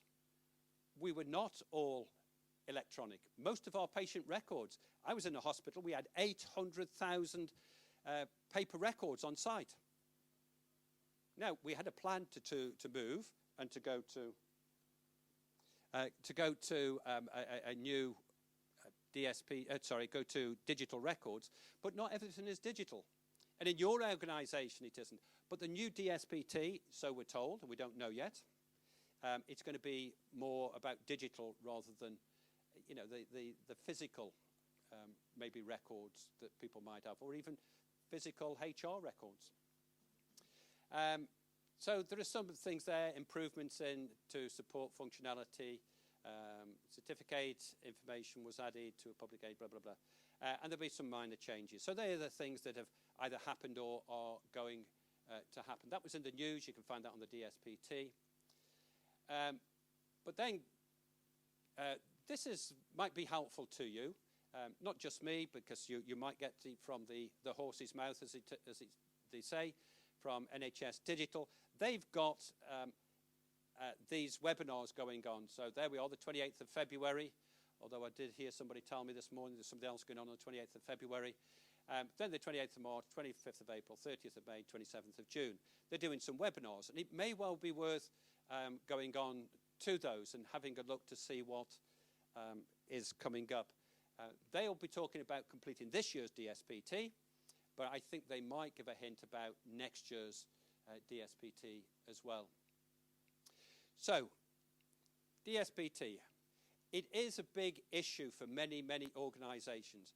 And I would say to you, don't worry about it, but just have a plan. And if you haven't got one, think about it now. And there are a couple of things. One is having a plan. And one of the things for me is having senior buy-in, having that support by your senior management. So if people who've got those assertions that have been allocated to, if they haven't done them, you need somebody senior in the organisation to go to them and say, it needs to be done, and it needs to be done properly. So I think having that support would be really, really a good thing to have in organisations. The DSPT, I could talk about it for a lot longer. We could go through some of the assertions, picking out the difficult ones, but I'm not going to do that. I'm just going to stop and say, pick up a few minutes extra time. Any questions?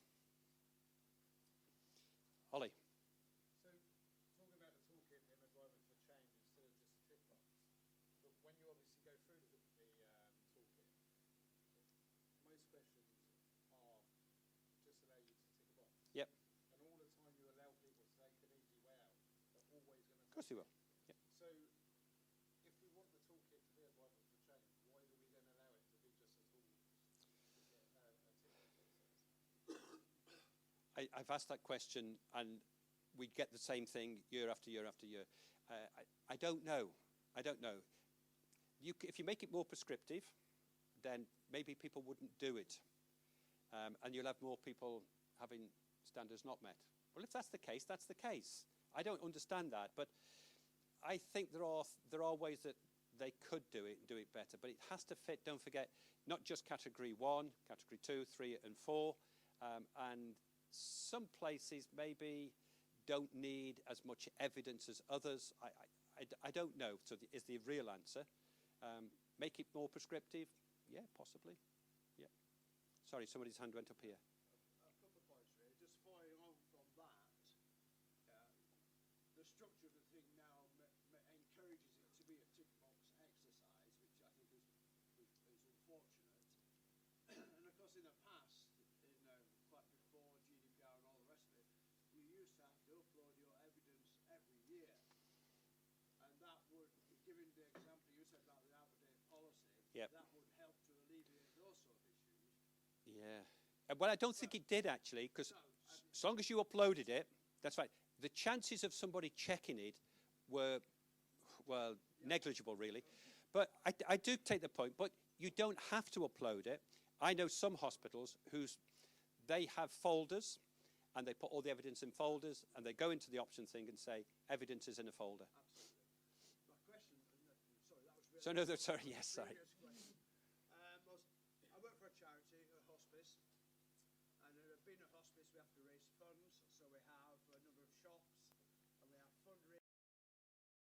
The toolkit doesn't really make that much sense, or is necessary, or it's phrased that so towards clinical, it doesn't make any sense. Yeah, don't forget, it's not made in a sense for retail shops and that sort of thing. So my I question could put is, should I be focusing my efforts on simply providing the answers to the toolkit for the clinical part of my organisation? Well, you've got to also show that you process data, not just for patients. I get that, and I think you're absolutely right. But you are processing data as an organisation for other things as well. So it just depends. It's your organisation's decision, and I would get the organisation to make that decision to say, yes, it is, but we want to make sure that our staff data, our volunteers, our paid people in the shops, and they are all, their data is safe and secure as well. Yeah, I mean, we do that anyway, but it's just for the toolkit reporting purposes that I wanted some clarity about that. Yep, happy to talk to you as well afterwards. Any other questions? You all do the toolkit well. Okay, well, thank you, Mel.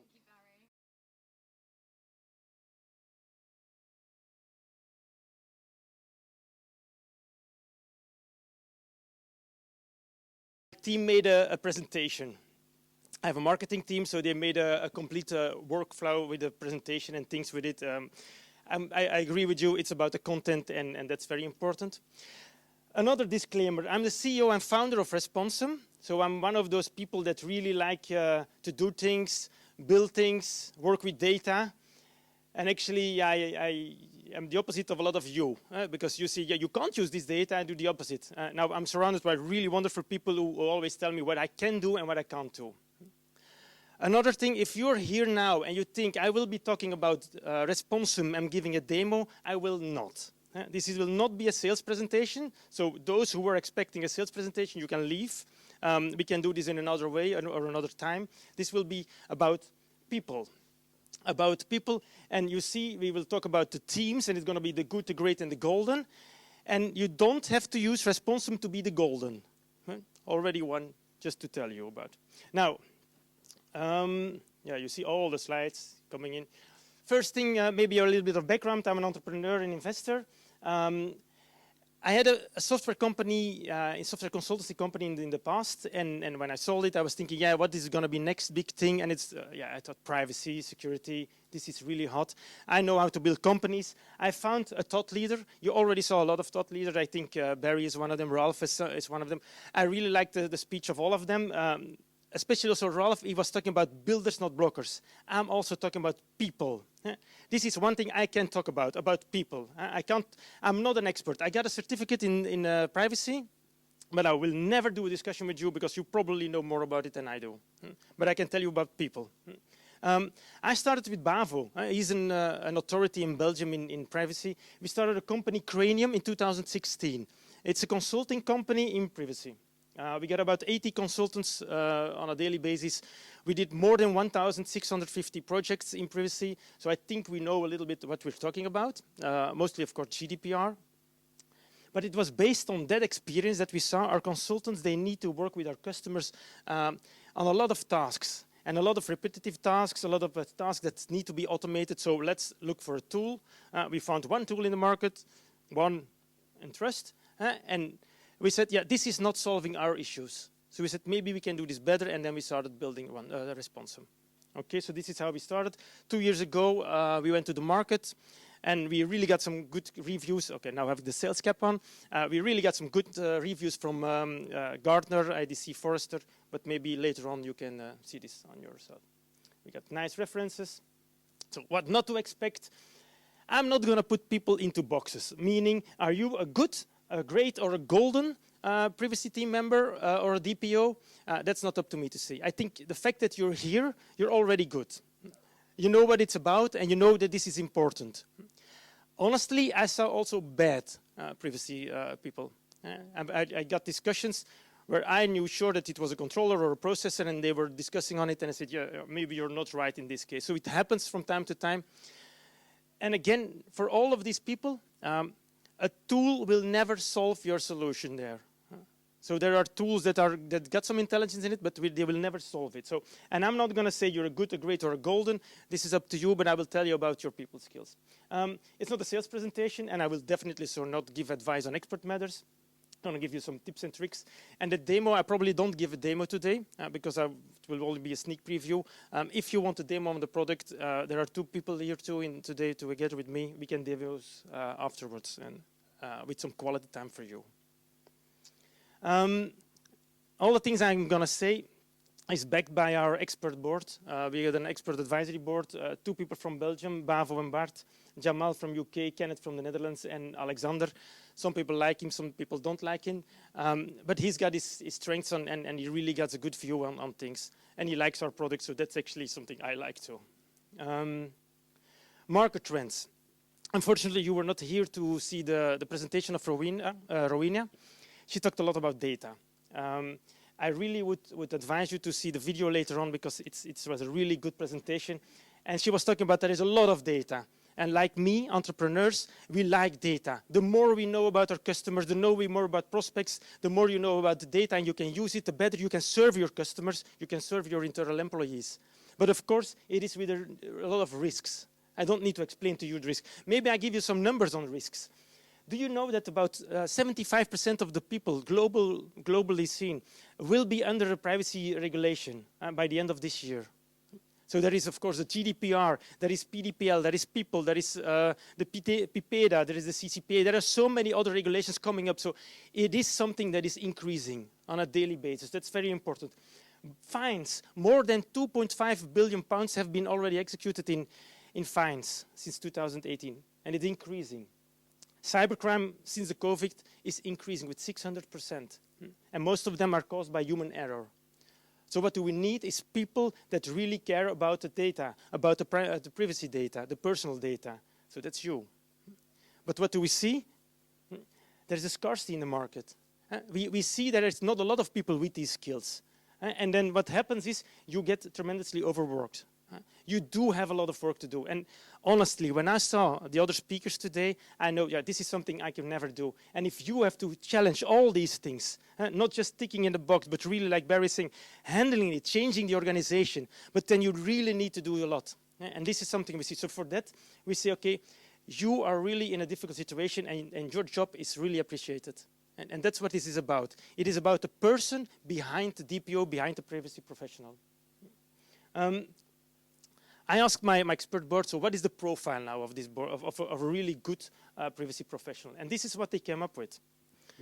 And it is important to start with the first one and maybe this one. Pragmatic and problem solver. That's what Ralph's speech was also about. Not a blocker, but a builder. Not a policeman saying you can't.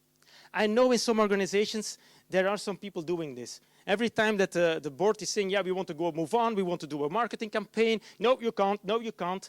Yeah, of course you're right. They can't. Yeah, but what can they do? Explain to them. There are rules and there are different things to do. So be pragmatic and be a problem solver. But still follow your principles. Because this is, of course, important. You have to create buy-in. I think a lot of you have the challenge now. Okay, you're there in the organization with your role. Okay, but make sure that the organization is thinking about the privacy before they start with projects. So they have to see you as a valuable person. So create buy-in. Communication with empathy. Understand why they are doing this. They want to make money probably. They want to do something. They want to take care of their customers. But try to talk to them in a way that you get effective communication, so they will listen to you, but also with empathy. Knowledgeable, very important, of course. Yeah, you need to know what you're talking about. If you don't, yeah, then you will lose the fight in the beginning. Multidisciplinary. That's also what Ralph was talking about this morning. Very important. You are somebody who needs to know the business. One thing. You need to know about the laws and the regulations. You also need to know how to work with people. So you need to know so many other things. So actually, you're a really unique person. And it's important to know this. If you want to be successful, it's not going to be only about your knowledge. It's not only going to be about what you're doing. It is really about different things. You are a people manager. You have to work with people. You have to be an expert, and you have to be a consultant in your job. So these are three aspects that you have to take with you when you leave today. And of course, that Responsum is important, but that's for later on. Okay, we've been investigating some challenges that you were having, and we put it in what we call some kind of a monopoly board. And it's, you're going to have to do it like this. So this is a monopoly board. Actually, it's the opposite. You want not as many properties, but not so many as you can have. So just going over a few of them. Organizational challenges you might have. Of course, always business continuity. If something happens, it needs to continue. But you have to collaborate with other people in the organization. Actually, with a lot of people. All the departments, you need to request information. You need to make sure they fill it in. You need to make sure that they do their tasks in time and you get it back. You need to collaborate with the other team members. Make sure they can reuse everything. Centralize the information. Make sure that it is documented, but in the right way, with the right versions. You don't always have the right tools. I think a lot of you might be using Excel, which is a great tool, but it will come to an end. I can promise you that with Excel you will not make it For now, it might be the good tool for you, and I'm not trying to sell you tools, but in the end, you will have to change. And it's like with CRM and accountancy. In the beginning, you could do everything in a worksheet, but it will change in later on. Yeah, there was also insufficient resources. I think you all have the difficulty when you're talking to management. Please, I need another profile. Yeah, try to explain to them that you're the one who is actually against some things, and then you need other profiles. I call this the salmon principle. Yeah, so you're swimming against the current. Everybody is going like, yeah, we need to go faster, we need to move on. And they're, no, we can't, we just need to wait. Yeah, I need to investigate this, and I need to identify all the risks, and we need to make sure we don't do it in the right way. So that's the salmon principle.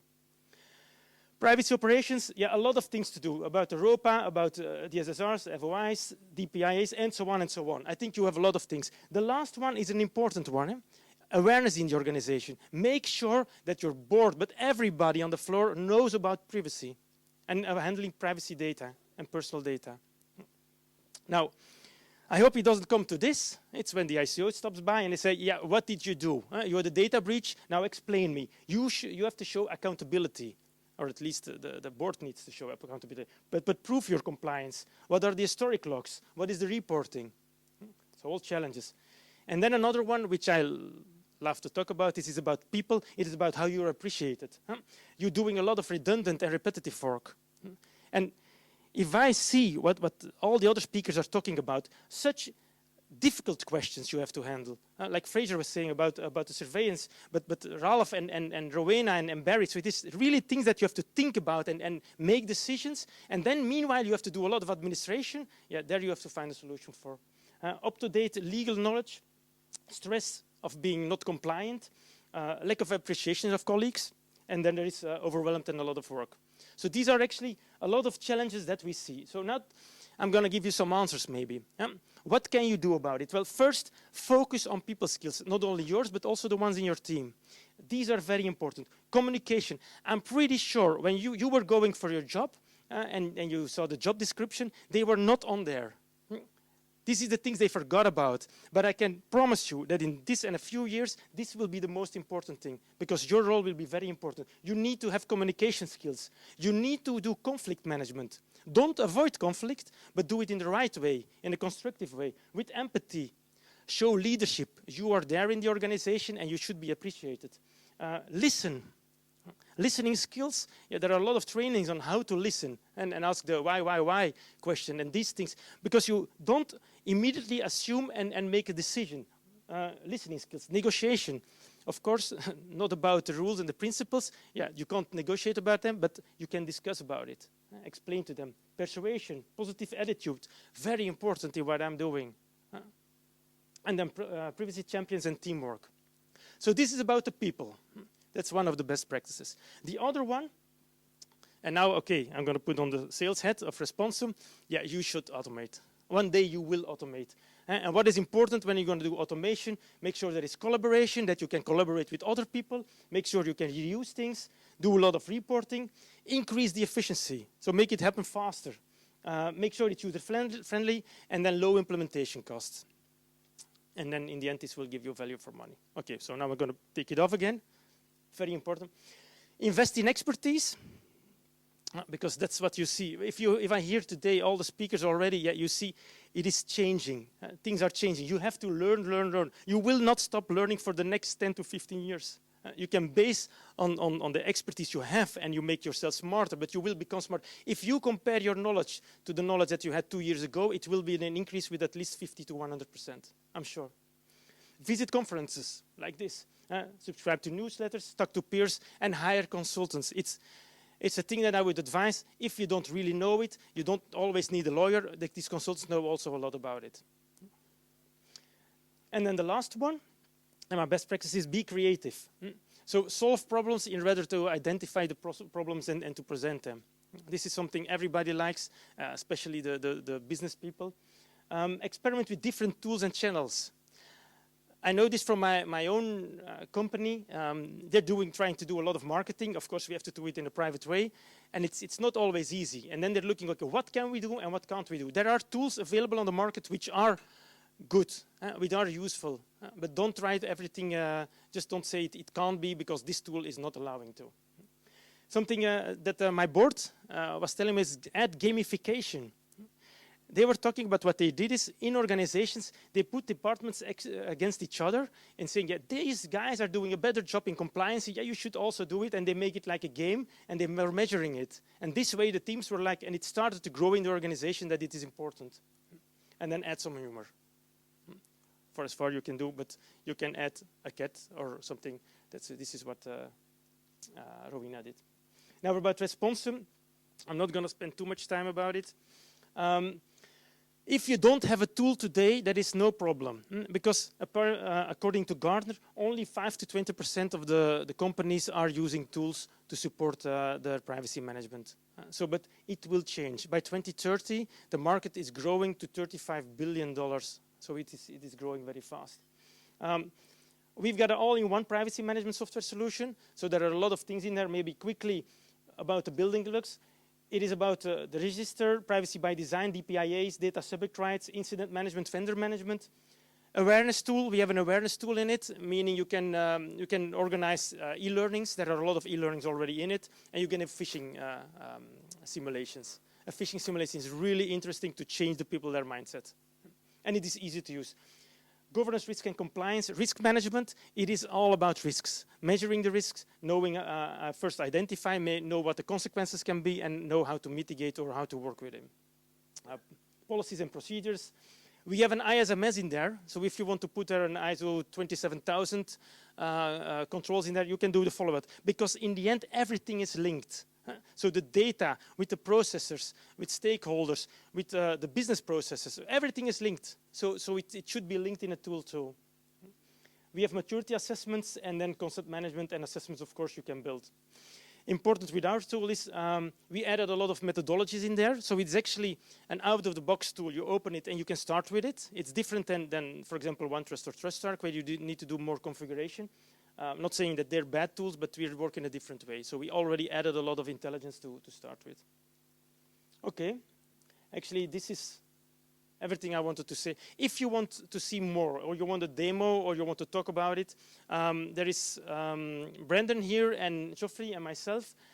So just get to us. We got these nice business cards. So if you've got children and they like Pokemon, we got Pokemon cards as business cards. You can collect them. Try to collect them all.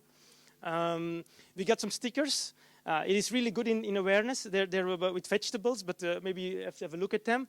Just put them on your laptop, and you already create a change in the organization because people will go into your office, they see this sticker, and they will start smiling, and then you can start with a smile. So, but to remember, we have a tool, but a fool with a tool is still a fool. So the tool will not solve it. It's about the people and how you handle everything. And that's actually all the things I want to say. It's about you, and try to do your job the best you can. Thank you.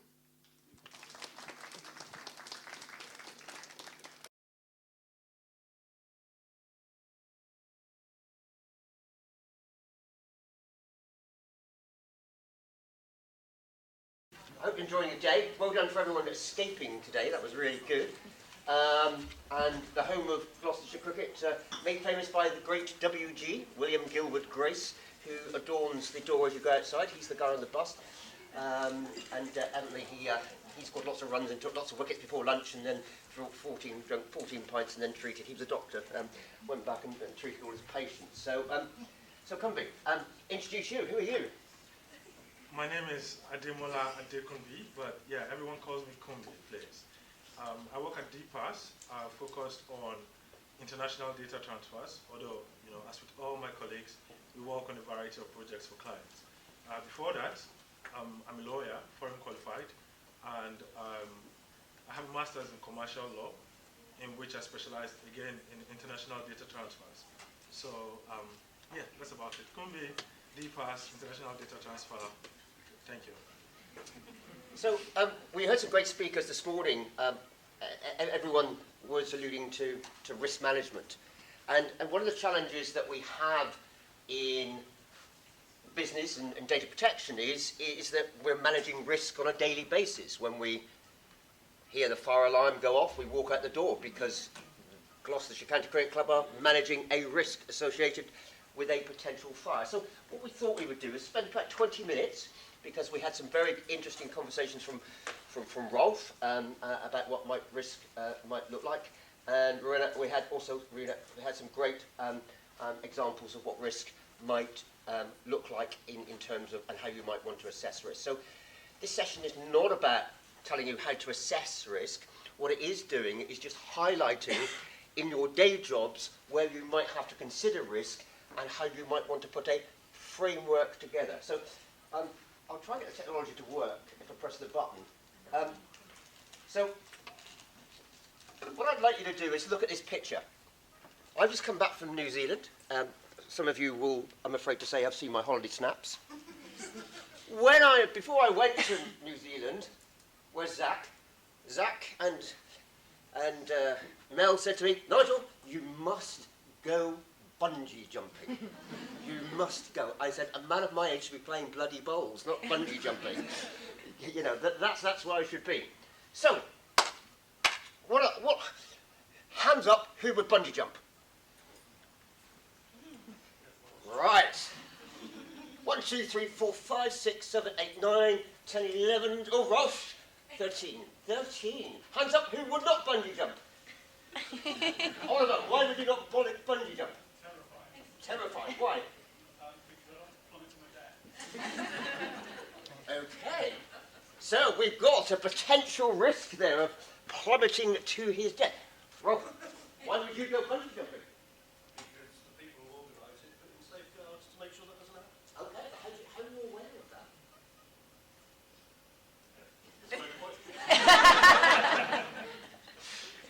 So due diligence, excellent. Okay. So risk means something different to all of us. So we've got Rolf saying, yeah, I'm going for it. We've got Oliver saying, bugger that, I'm not going to go anywhere near that.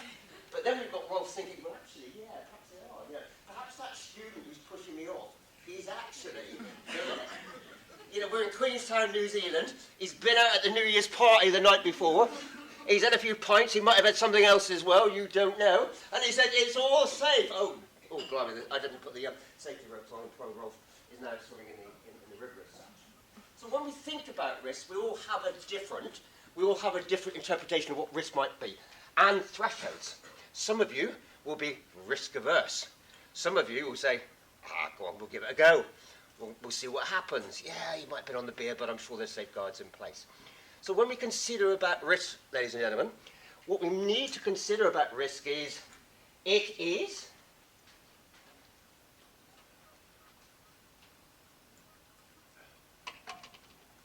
an art or a science. Kunbi, what do you reckon risk is? I think it's a science. I definitely believe it's a science because while for the individual you might have, you know, different tolerances for what kind of risk you can take, I wouldn't go bungee jumping because I don't trust the rope not to break, you know. Look at me, you understand what I'm saying. But from the perspective of an organization, like the organization that organizes that particular sport or activity, it's important for them to be able to quantify the risk and assess it on a managerial level to put in controls, like Ralph said. So they can't work based on feelings or emotions, like I think ACT entails. They have to work based on evidence, and that evidence has to be something they can quantify and assess on a consistent, repeatable basis. And that's what I think science is, and that's why I think risk assessment and risk management is definitely a science. Okay. Well, I think it could be an art, couldn't it? Because if we listen to what Rolf just said is, yeah, I want to give it a go, because I'm a bit of a risk taker and I actually want to give it a go. There was no science behind his thinking, was there? It was all... There was no science. We know Rolf, I'll give that a go. There was no science behind that. Yes. Well, I guess it could be an art. And perhaps it might be that, a combination is the best way to go, really. Something that takes into consideration the needs of the organization, but also factors in the tolerances of the individuals you're dealing with. So maybe that's a combination is possible. One of the great things about one of the presentations this morning I was listening to was absolutely fantastic, that you can't judge everyone in the same, you can't put them in the same boat. 100 people in terms of risk and the effect that events might have on them is different. Now, I'm the man who went to jump on a bouncy castle when my kids were young, they're 24 and 21 now, and put his back out. Because I thought that'd be a great idea. You know what? I've never gone on a bouncy castle since. Because I understand what the consequences of my actions might be. But I'd give it a go. It's like when you were a kid, when people say, oh, well, you know, when I was a kid, I touched the oven and I got burnt. And I'll tell you what, I'll never do that again. Hands up who in their school chemistry classes put their fingers through the Bunsen burner flame. I got lots of smiles coming here. So, put your hands up again, please. I'm not teacher. I'm not going to report you to the headmaster. Great. So we've got lots. Hands up who hasn't done that. Why? Seems like a really bad idea. Because I know I'm super clumsy and I just didn't dare risk it. Okay. Georgina, did you put your hand up? I did, yes. You did do it. I did do it, yes. Why did you do it? I just want to see what it would feel like. How many times did you do it? Many. Many times, yes. Because in terms of when something happens, we learn from it and we try and do it a different way. We think, oh, boy, that really hurt. I touched the oven. Oh, you won't touch the oven again? I will, but I'll do it a different way. I might put a glove on, or I might do it something differently. Or I might get a tea towel and do it differently. So in terms of risk management, it is somewhat scientific, but it's also an art. So we had some great presentations, two great presentations this morning about how to look at some of the risks that you might be presented with, and we will get slides. We'll get slides out to you. Particularly, two great presentations on about how to look at risks differently and from perspective. And remember that all of us, that example of Bunsen burner is a good example. We all take risks differently. Some people say, I'm not doing that. I'm not putting my hands in the Bunsen burner because it hurts. Georgina said, I did it more than once because I've actually learned to do it in a different way and actually mitigate the risk from them. Can you speak into that for filming? Cool. So it can be. So let's look at, in data protection terms, data protection compliance law. Data protection compliance law. Oh, sorry, Mel. Sorry. The data protection compliance law, as Rolf said, blah blah blah blah blah blah blah blah blah. But let's look where risk appears in our daily jobs in terms of data protection law. Kunbi, what's this one? Article 39.2? Yes. DPO? Yep. So the job of the DPO is how due regard to the risk associated with the processing operations, taking into account the nature and scope and context of the purpose of processing. What does this mean? Well, in some respects, it asks the DPOs to prioritise the activity of themselves and also the data controller they look after in terms of risk. It asks that the DPO or the person charged with this task advises on methodology. It doesn't tell them what to do.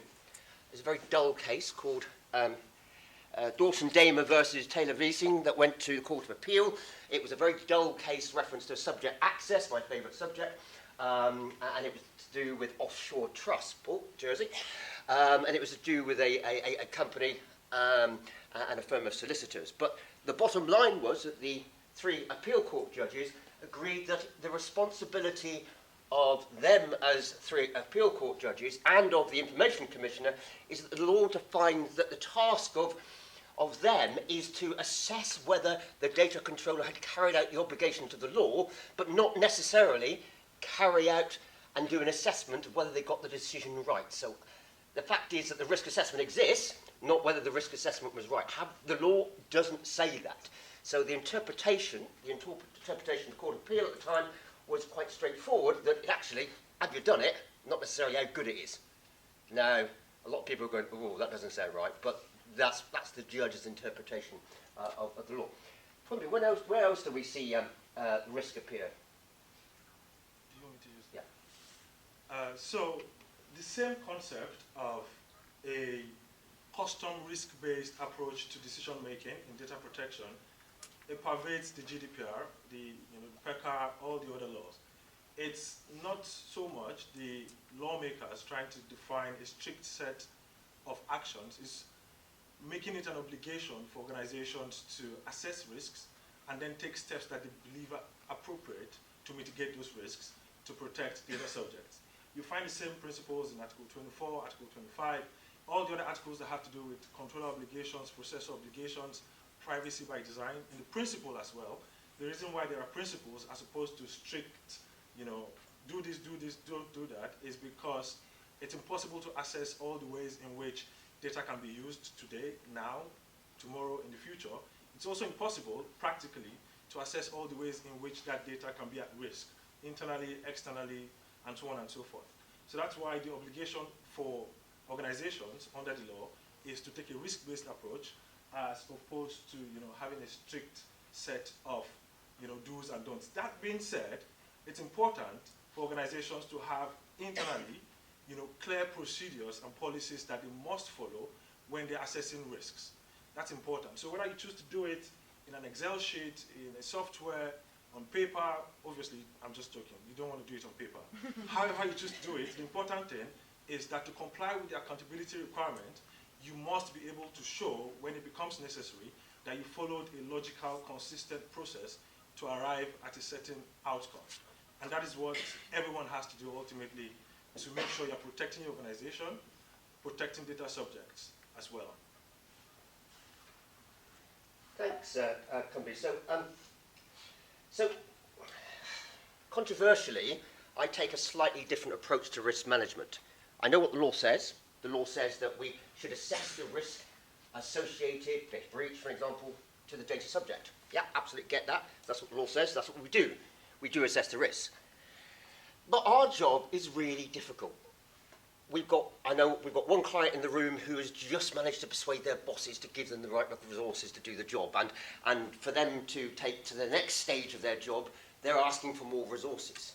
And one of the challenges we've got as data protection professionals is that we're competing against marketing, we're competing against information security, we're competing against estates, we are competing against HR, we've got rising pay claims by members of staff, etc., because of the cost of living crisis.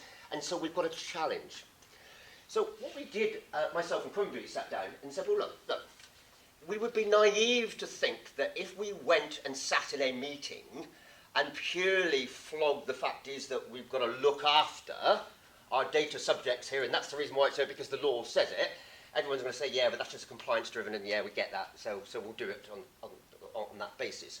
So what we did was, on the table here, you have, and this is just an aid memoir to you, you can take this away. On the table, what we did was, myself and Kunbi sat down, and we tried to look at how could we sell some of the risk to the data subject to the organisation that you're working for.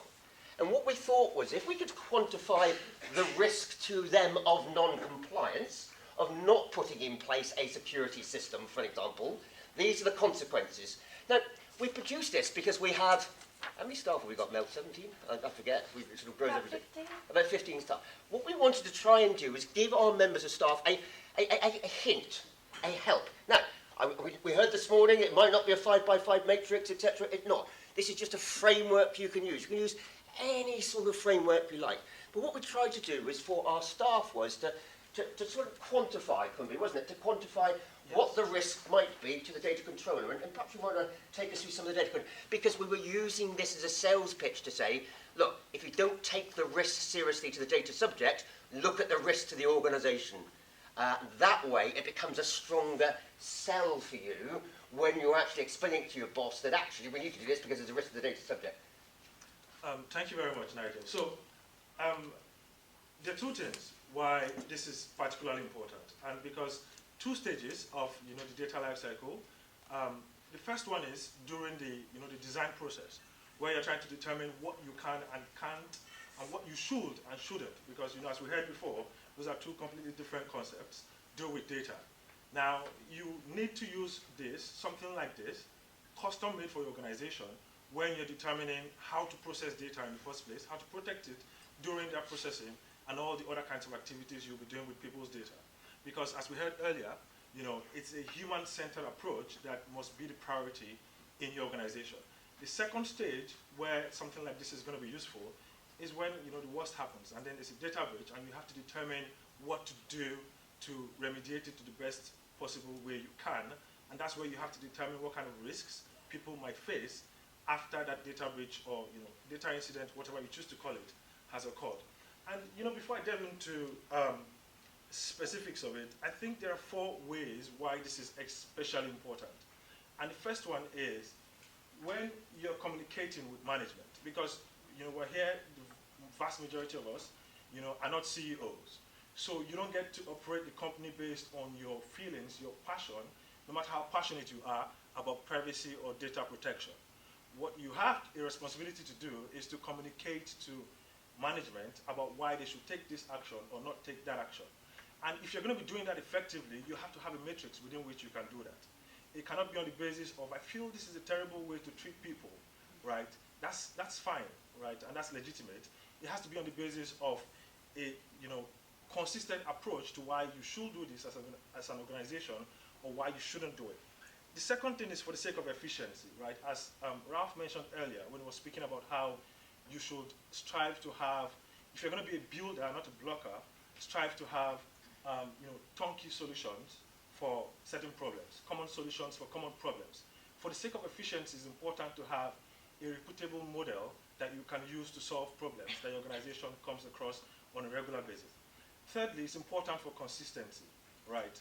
The first one being, as Nigel said, because we have several staff at DPAS, it was important for us to have a consistent approach regardless of who was handling a client's matter, right? Because you don't want a situation where, because you are a large organization, you have, one sort of approach by this person, one sort of approach by that person. Some managers who think it's fine to put cameras in toilets, despite the fact that that's not, corporate policy. So you need to have a consistent approach. And lastly, it's important to be able to prove accountability, right? Because ultimately, the GDPR, the PECR, any other law, do not stipulate specific measures.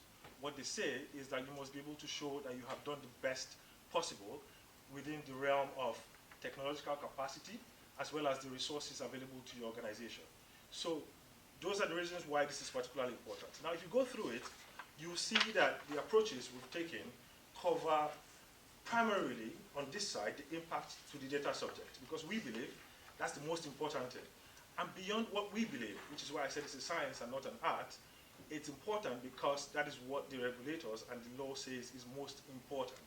Now, if you look at documents that have been released by the ICO, if you look at the DPIA template, if you look at the ROPA template, if you look at the new transfer risk assessment template that the ICO released last month, they also have a grading system for risks, low, medium, high. Again, the point is not to use the 5x5. The point is not to use low, medium, high. You can have any sort of variety you prefer. The goal is to be able to show a consistent approach to your decision-making process with regard to people's data. Now, if I can, just very quickly, you will see that in the matrix, we have the not serious category is basic personal data. Obviously, again, the point is that interpretation of what constitutes basic personal data must be dependent on the context within which it's collected. Within the context of credit scoring, for instance, where Rowenna showed us earlier, a headline about how people who have certain names are treated differently. Obviously, name is not, basic, personal, not serious data within that context. So again, this is a guide. It should be used as a guide only. So we have mildly serious, the category where it has to do with children's data, which would ordinarily be basic personal data in an adult. We have fairly serious, where you have things that have to do with a high volume of data, where you have things that may include special category data, and so on and so forth. Then you have the serious category where we have a very high volume of data. You might have things like financial data, which is not special category by the GDPR, but is also, of course, highly sensitive. And you have extremely serious. So that's where you have special category data of children. That's where you have extremely high volumes of data.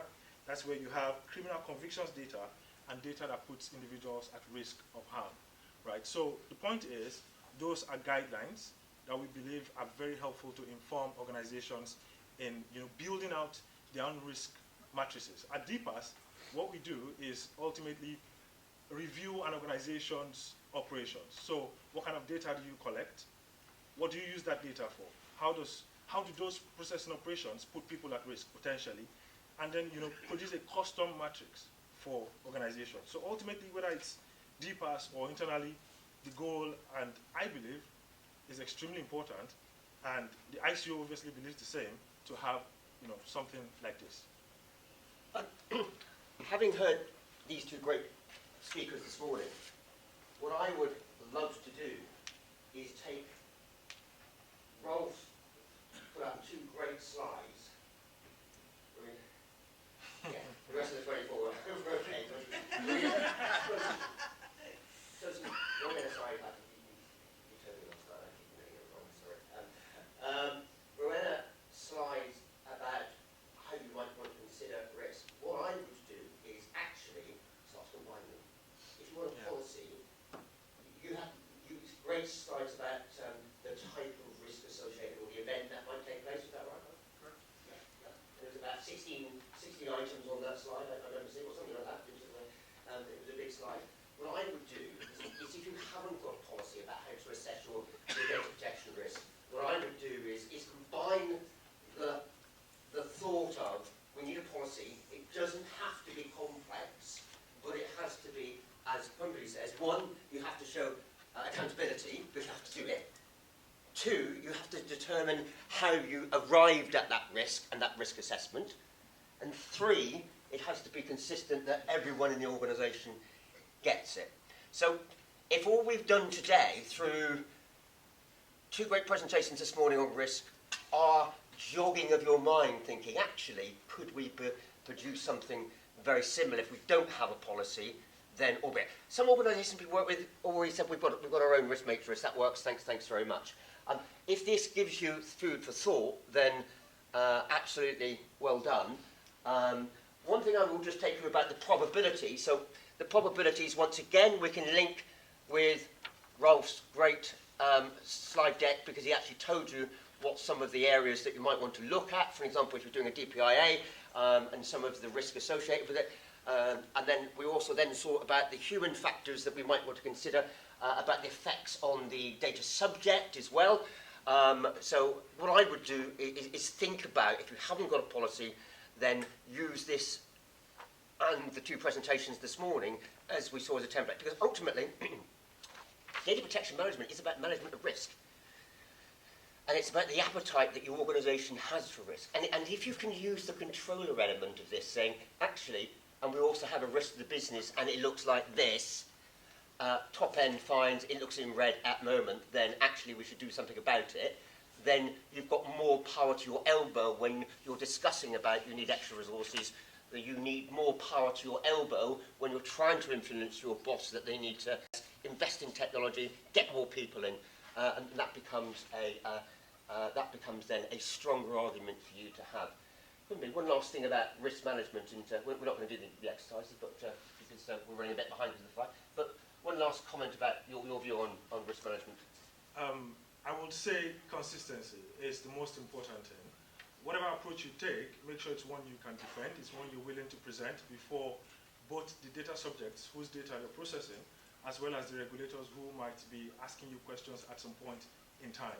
It's like, the way I think about it, and I think that was a very good analogy by Ralph, where he was talking about, the fact that brakes exist on cars is not to stop people from being able to drive cars. It's to be able to make sure that those people stay safe while they're driving cars. So as a DPO, the analogy is, do you want to be the person who says, well, I think we can't do this because I'm really passionate about this issue and I don't think it's fair? Or do you want to be the person who says, for instance, if you're driving, I don't think you should drive 70 miles per hour because I'm really passionate about people driving fast cars and I don't think it's the right thing to do? Or do you want to be the person who is able to say that I don't think you should drive above 61 miles per hour on this road, because there's the risk of oncoming traffic, there's the risk of school children, there's the risk of X or Y or Z. That ability to consistently prove to management, to data subjects, to regulators, why you chose to do this or chose not to do this, I think is the most important thing that every organization should do going forward. That's good. Any questions, ladies and gents? Any questions? You're all risked out, are you? One of the greatest things about risk is that I was telling my colleagues, former colleagues from Bristol City Council, about the most dangerous thing in Bristol last night was skateboarders, people on scooters, electronic scooters and cyclists. The risk in Bristol have changed since I last worked here in 2013. Thanks very much, Kunbi. Thank you very much. Excellent job. I know you were very nervous, but you did a very good job. So thank you very much.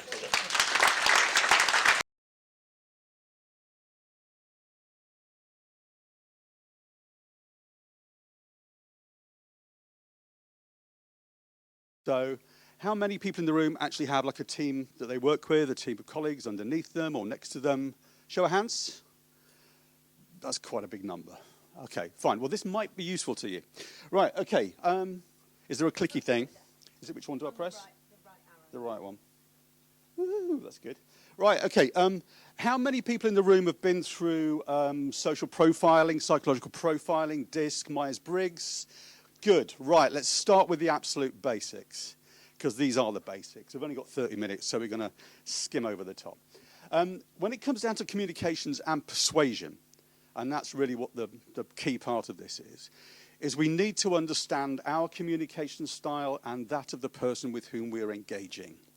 Because I've seen so many salespeople make a right nose of it by getting it wrong even before they've opened their laptops. Now, I ask you to look at that slide and look at the adjectives and just mentally ask yourself which of those honestly apply to yourself.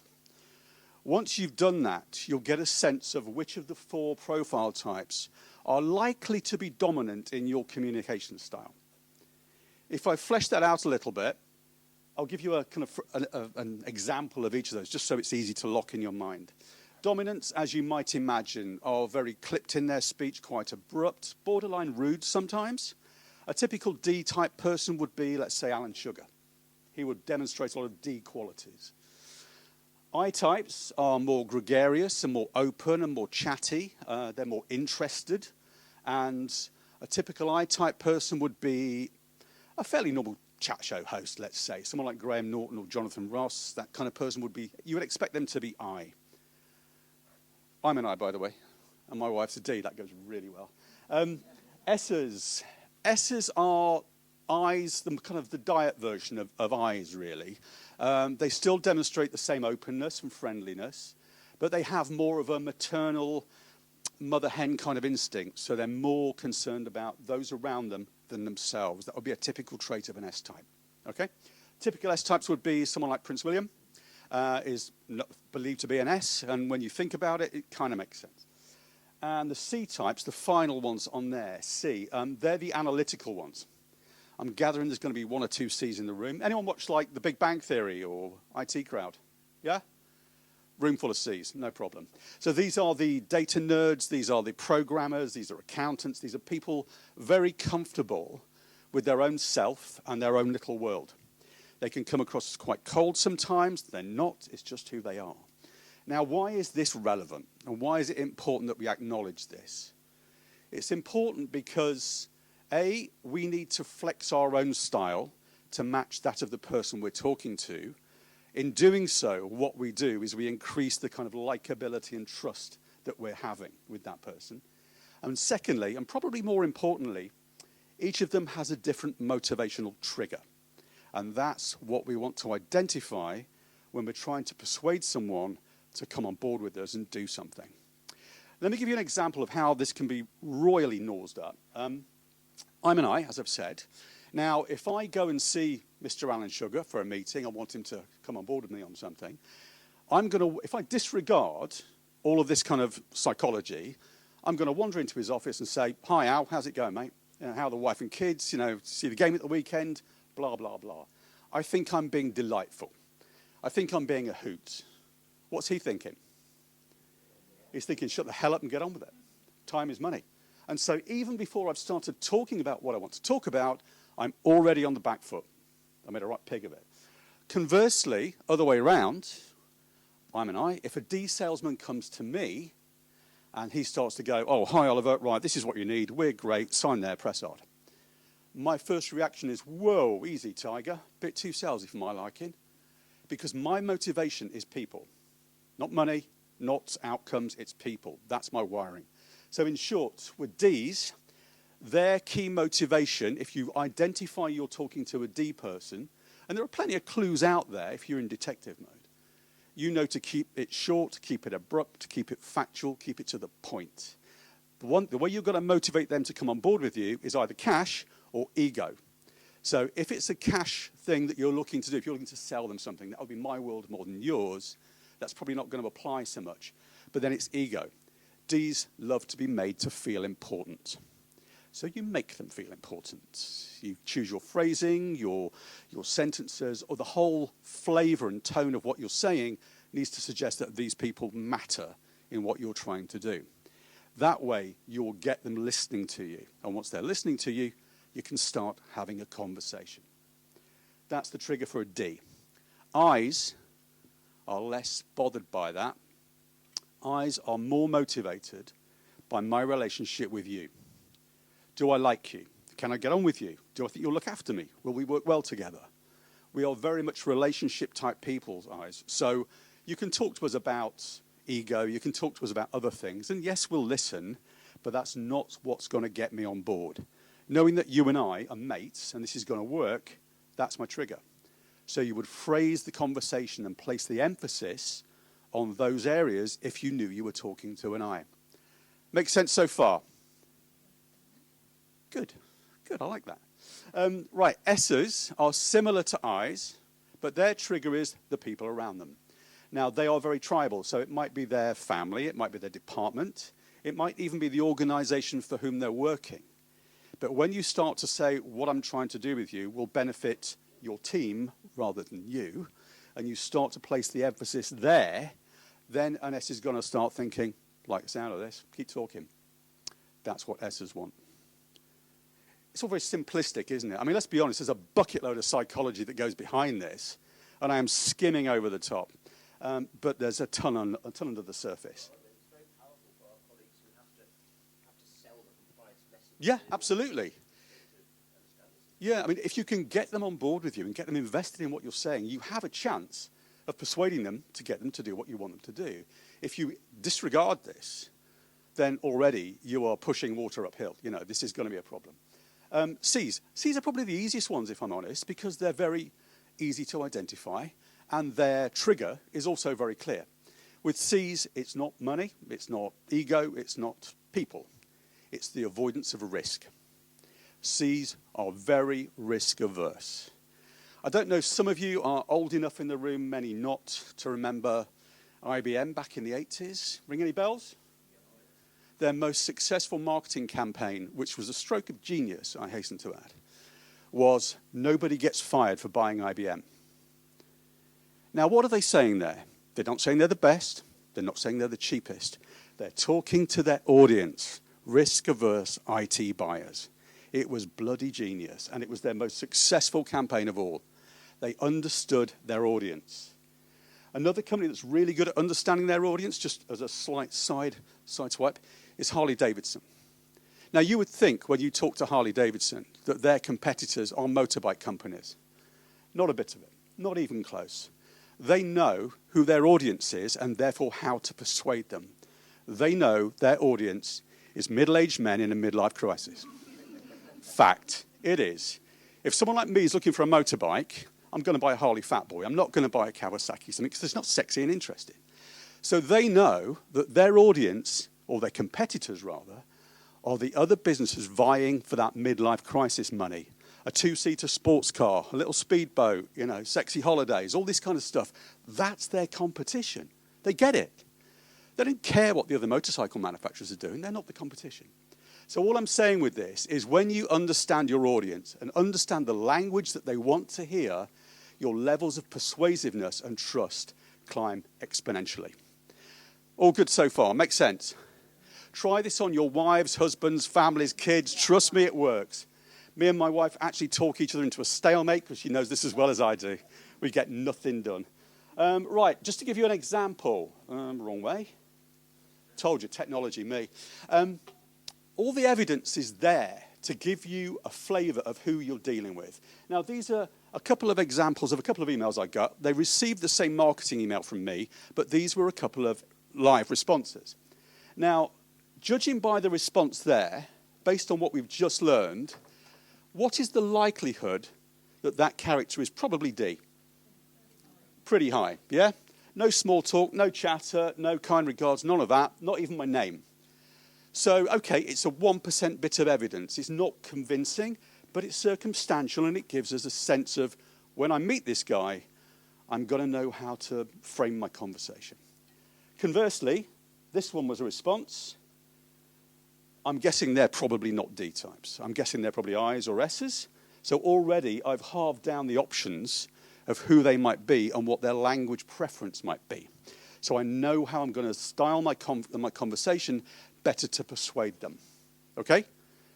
Do we see what's going on here? Sweet, thank you. Right. Right, okay. Alongside all of this psychology and understanding people's wiring, right back to basics, we are still talking about human communication. And in my world, sales is all about human communication. The best salespeople I've ever worked with were the least salesy people you'll ever meet.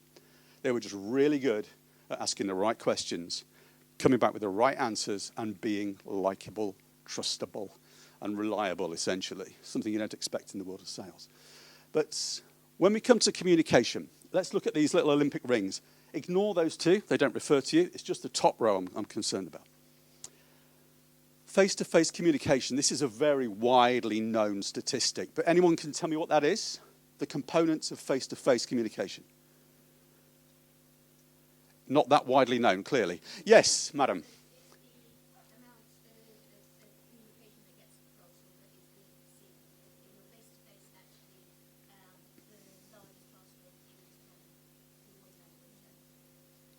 Boom, we have a winner. Ding, ding, ding, we have a winner. Right, okay, she's absolutely right. It's body language, tone, and words. Those are the three things we convey when we're in a face-to-face meeting. Now, the argument is, which is which? Yep, keep going. Any more? Any more? Body language or tone? Or body language? Okay, yeah. Loving your work, keep going. What about the other two? 38 and 7 are the others. Yeah. Which do you think is the words? Boom, there you go. You all knew that. I mean, this is widely known. The numbers are largely irrelevant, if I'm honest, whether it's 55 or 52, who cares? All you need to take away from this is that the vast majority, in this case 93%, of the message you're conveying to your colleague or team member isn't what's coming out of your mouth, or not the words anyway. And it's not hard to understand because you can take a sentence and say it in 4 different ways and it will have completely different meanings, the identical sentence. I mean, if you think about, well, we're in a sports venue here, a rugby locker room. Think about that, if you want to. In a rugby locker room, men, after winning a game, sweaty, all piled up for it. I don't know where I'm going with this. This might go badly wrong. Mate, I need to leave now. But the language in that environment is likely to be quite adult, quite fruity, quite, as you would expect. And in that world, it's banter. This is the kind of language which you would expect to see in that environment. However, you take that exact same language and move it to a pub car park at 2 a.m. with someone that's beard off his face, it suddenly gets a lot more aggressive and a lot more meaningful. So all I want you to take away is that the words you say are relevant, of course, but it's all about the delivery, my friends. It's all about the delivery. 93% are not the words. These numbers have been largely confirmed and disputed over the years by various kind of bodies. Frankly, who cares? It's just about knowing that what you're conveying is all about this rather than just that. Okay? Right. On the next one, understandably, voice only, we've lost body language. So if you're talking to somebody on the phone, 75% tone, 25% words. That whole hideous Americanization statement, smile as you dial, which makes my blood curl, is actually truth. There's some truth in it. There is.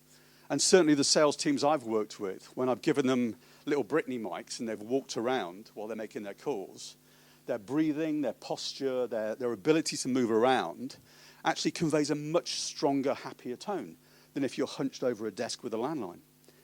The script hadn't changed, just the way they were allowed to make the calls. And it actually increased the conversion rates, believe it or not.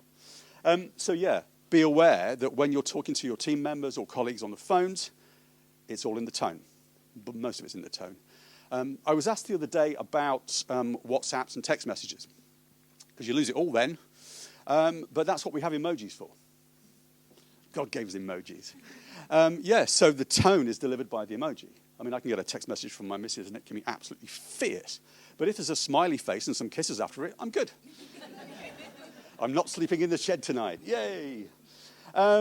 Finally, on this kind of row, these are the three that are relevant. 70-30 rule. If anyone knows how to do that, please tell me. I've been cracking on at that for 30 years. I still can't do it. I'm an I like to talk. 70-30 is when you are trying to understand your team member or you're trying to extract information from them, more importantly, ask the question and shut the hell up. 70-30 is supposedly the sweet spot. We talk for 30% of the time, we listen for 70. You learn nothing by talking. So ask the question of your colleague or teammate and let them respond. No multiple questions. It seems fairly self-explanatory, but I don't know anyone that can do that. I really don't. And if you can, teach me. When it comes to trying to persuade colleagues, team members to do what you need them to do and comply with something, you're likely to get a lot of resistance sometimes or objections. It's certainly in my world, in the world of sales, objections is standard practice. I urge you not to answer them. That sounds counterproductive, doesn't it? Let me explain. I've seen too many people, when I've observed, salespeople, but they're all people. They hear an objection, and the first thing they do is they drop their trousers and dash straight in to fix it, okay? I urge you not to do that, because that's not the process. Because we don't know what we're actually fixing yet, we've got to identify it. So there's a 5-stage process for objection handling and resistance handling with any team member or client in my case. First stage is that we empathize and we encourage them to give us everything. If there's an issue or a concern about what they're being asked to do, let's get it all on the table. I want to fix it all, okay? Once we've done that, we need to be able to test it. We need to confirm exactly what we've understood and test it. And we test it through questioning. Why do you feel that way? How do you feel about that? What's the real concern? What's under the surface? Those are the kind of questions that we would use to identify and isolate objections. Once we've got confirmation from them, then yes, that's the issue, then we can talk about offering a solution that fixes it. And if you take 2 words away from my presentation today, only 2 words, it's the final part of this, and it's gain agreement. Always gain agreement. If you don't gain agreement when you're dealing with your team, they have an escape door. In 2 months' time, when they haven't done when you've asked them what to do, they'll tell you a whole new raft of objections. Oh, I couldn't do it because. Gain agreement. The minute they've agreed to do what you've asked them to do, the likelihood of them then going on to do it is greatly increased. Make sense? Good. Right. So none of this racing to a solution until you've identified that you're actually fixing the right thing. Otherwise, you'll leave the door open. I'm probably going to go the wrong way. No, I'm not. Yay. Right. Anyone recognize him? Anyone over 40 recognize him? Anyone under 40 recognize him? Yeah, doubtful. Yeah, no. Absolutely. A bit of a hero of mine. God bless. What was famous? Who is he, first of all, and why was he famous for what he did? And why is he relevant now? Questions, communication, perfect. The reason I mentioned Columbo is because he actually plays a fairly relevant part in my world, and that is you don't need to know it all. You don't need to know it all, because when you know it all, you can come across as a bit full on, a bit, pushy and a bit kind of too slick. By being a little bit under the line sometimes with your questioning and your communications with your team, you are positioning yourself in a place of vulnerability, but it allows them to be safer to tell you more about what it is that's going on in their world, maybe. So this is why we take this kind of disheveled character, deliberately disheveled character, because the psychology behind it is you're making the other person feel better about themselves when you don't know it all. We're getting there. Right, okay, so question styles, there's a million different question styles. Who knows what an open question is? Yep. What's a closed question? Yeah, exactly right. Open question is a question that can't be answered with yes or no, logically, and a closed question is. But we have a million other questioning styles available to us when we're trying to drill down and understand what's going on with our team and how to motivate them and drive them and deal with any problems that they might have. I mean, these are just a few examples. I mean, drill down questions, expansive statements are what they are. Tell me more about that. Walk me through that. What do you mean by that? Explain it to me. These are all designed to extract more information, and when you have information, you have greater control of the situation.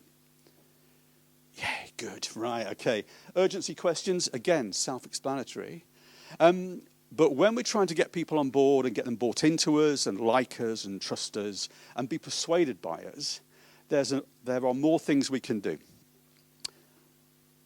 And this is probably the example of that. Now, there are 3 things on here. I advise you, if you're going to use them sparingly. They can backfire. The middle one especially can backfire, but we'll leave that alone for a minute. That's the grenade close, but we'll come back to that. Herding statements. Herding statements are designed to metaphorically put your arm around someone and guide them the way you want them to go in a very soft and gentle way. And the reason that works is because we start the sentence with what other people have done, or what most people do is this, or what we all should be doing is X, Y, and Z. The insertion of that, what most people do, is what most successful people do, or add any adjective you like. It suggests that this is the path of least resistance. Psychologically, it's saying, anything else I choose to do is potentially risky. It's the black run. It's off-piste. If I go this way, that's what most people have done, and therefore it makes more sense. So when we use herding statements, it's designed to say, yeah, come on, I like what you're saying, great idea. However, what most people have done is they've done it this way because ... Does that seem fair? Yeah, I guess. Right, okay, we'll do it that way. Oliver, would the latest guidance from the Information Commissioner suggest that this is best practice? Yep. Is that a herding statement? Yes, it is. It is a herding statement because you're suggesting that other people have gone that way and this is the way to go. Yeah. And anything else, well, why would you do that? Why would you put yourself at risk? You're not saying it's mandatory. You're saying no. It's advised as best practice. Exactly. So you're subconsciously getting them to nod along with you inside. You're not forcing them. You're not strong-arming them.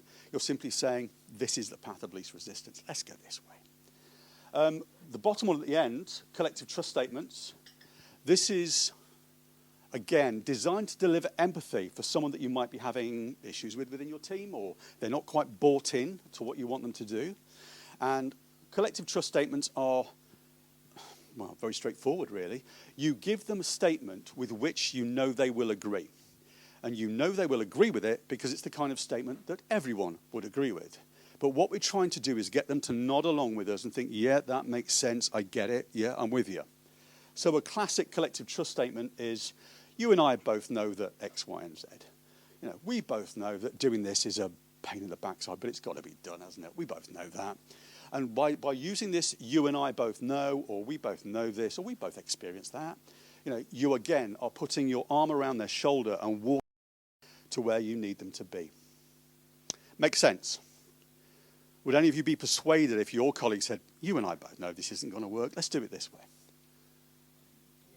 Maybe. Yeah. Well, identify D's, I's, S's, and C's. Yeah, I mean, all of this stuff is suggestion. All of this stuff works most of the time, but nothing works all of the time. So I sort of advise you to have a play with it and think how you're going to take this and mold it in your own language, in your own world, with your own teams. And start to identify the members of your team and think, oh, I get it. You're a C. That's right. You want to be avoiding risk. You want to be feeling safe here. Oh, that's why you're fighting me on this. Okay, right. So what am I going to do with the C? How do I avoid risk? How do I demonstrate the lack of risk? Evidence, case studies, testimonials, statistics, anything that backs up what you're saying is honey to a C type because it gives them security. So far, so good? Nearly there? Oh, we are there, actually. Right, okay. Yes, did I have a question? Oh, man, I was hoping to get away with that.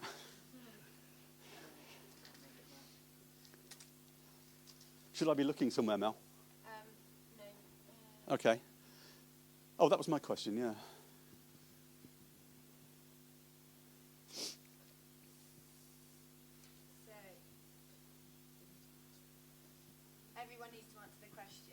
Yes, okay. Oh, I need to ask the question. I'm so good at this. Right, if you could improve one thing about your relationship with your team, what would it be? Any thoughts, any hands, any live examples? Everyone's brilliant with their teams, obviously. My work here is done. Oh, yes. Okay. And how do you think you might do that? Yeah, you can do that. Here's a 200 questionnaire. Please crack on. It's about kind of, it's a really good question, actually. It's about sharpening your antenna. It's about listening to how they respond to questions, what they do, the way they move. All this kind of stuff is 1% bits of evidence. Someone said to me recently, well, what questions can I ask to potentially identify their personality type? And I said, it's not the question you ask, it's the response you get. That's what you're listening for. So you could say to a D type, how's business? Something as general as that. And they'd say, business is great, we're doing really well, we just won this great contract, full stop. You ask the same question of an I or an S, and they're far more likely to say, yeah, business is great, we're doing really well, how's business with you? They're opening up the conversation because they're interested in other people, whereas Ds are less so. It's less of a motivator for them. So it's not about the questions you ask, it's about the answers you receive and knowing what to do with that information. And then you can flex your own style and get them on board. I saw another hand a minute ago. Yes?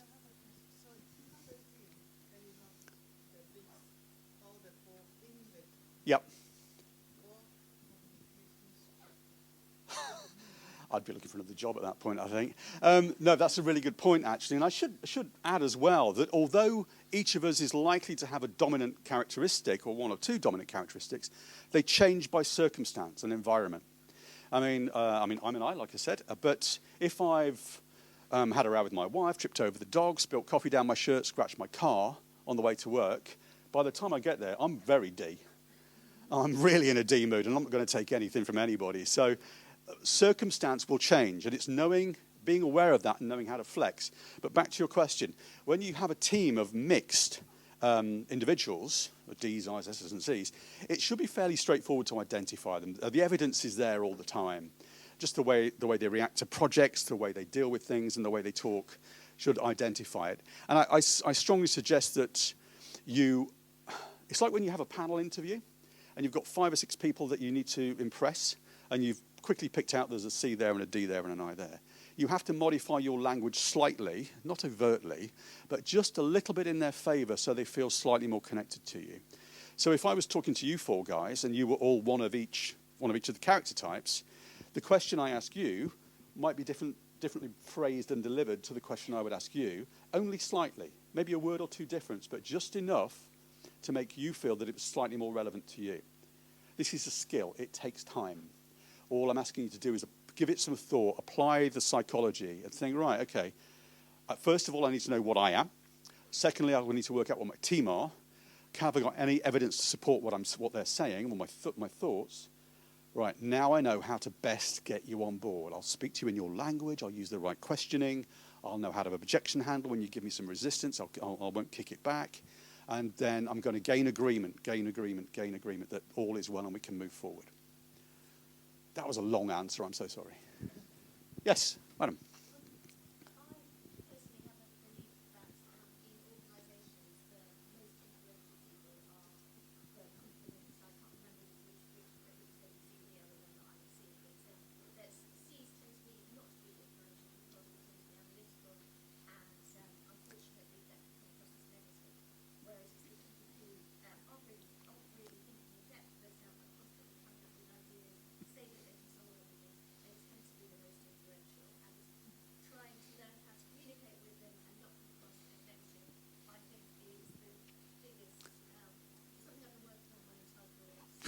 I applaud that. Good for you. Yeah, I mean, it's a skill. I think more the issue is not with you. I mean, it's never with you. It's probably with the line managers and directors and stuff that need to identify that there are good and bad in all of these people. Then, being an I is not better than being an S or a C or a D. Each one has its flaws, each one has its skills. And if you're actually interested in exploring this more, I urge you to read a book called Surrounded by Idiots. It's actually a very good explanation of this.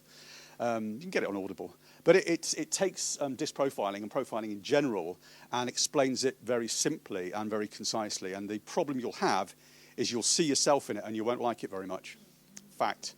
Same. Yes, sir? I'm an ID, and your slide there is on a bad day, I've become more D. Yeah, absolutely. Twins. Let's meet on a good day. Any more for any more? That'll be good? Oh, yes, madam. Brilliant.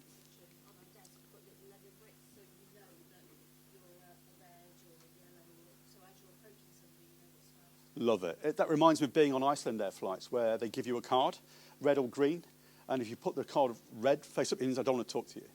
And if it's green, I'm happy to chat with the person next to me. I love that idea. I'm always never want to talk. Yes? We have it as part of our business as well, but it's for some roles it's even in the recruitment process. Yeah, perfect for that. And it means that when we've restructured teams, we've looked at profiles so that we don't end up with a team full of red. Because Why, Iota? built teams based on the profile. Absolutely. I mean, you'll find that this is a huge tool for recruiters these days because they want to put the person in a job where they're going to feel happy and feel fulfilled, and they don't want to leave in 6 months' time. So, if you have any handle on recruitment at all, I urge you to do it if you don't already, but you probably do. But in my world, in sales, knowing the people you're talking to, because it's all about persuasion, whether you're persuading your team members or your colleagues or anybody else to get them on board to complete that process, knowing all about this is actually really useful.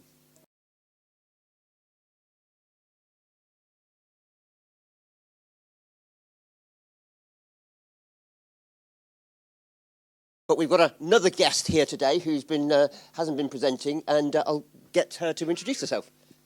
So, hello, my name is Catherine Shopflin, and I've just started as Information Governance Manager at the General Dental Council.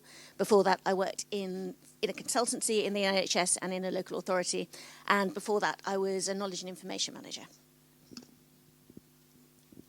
Thank you very much. Barry, I think you were supposed to be here, but...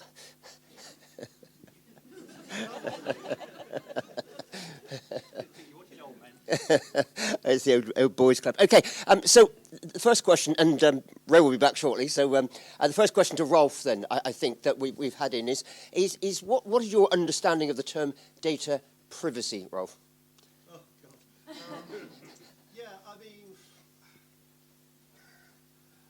I mean, throughout the industry, data privacy and data protection are generally used as synonyms. But I think whenever I train and teach, I try and use them separately. I think it's actually sometimes quite dangerous to say to individuals they've got rights around privacy because for individuals that generally makes you think of my data, it makes you think of secrecy, and it makes you think that you might have potential rights. In fact, rights to erasure or rights of control that you might not have.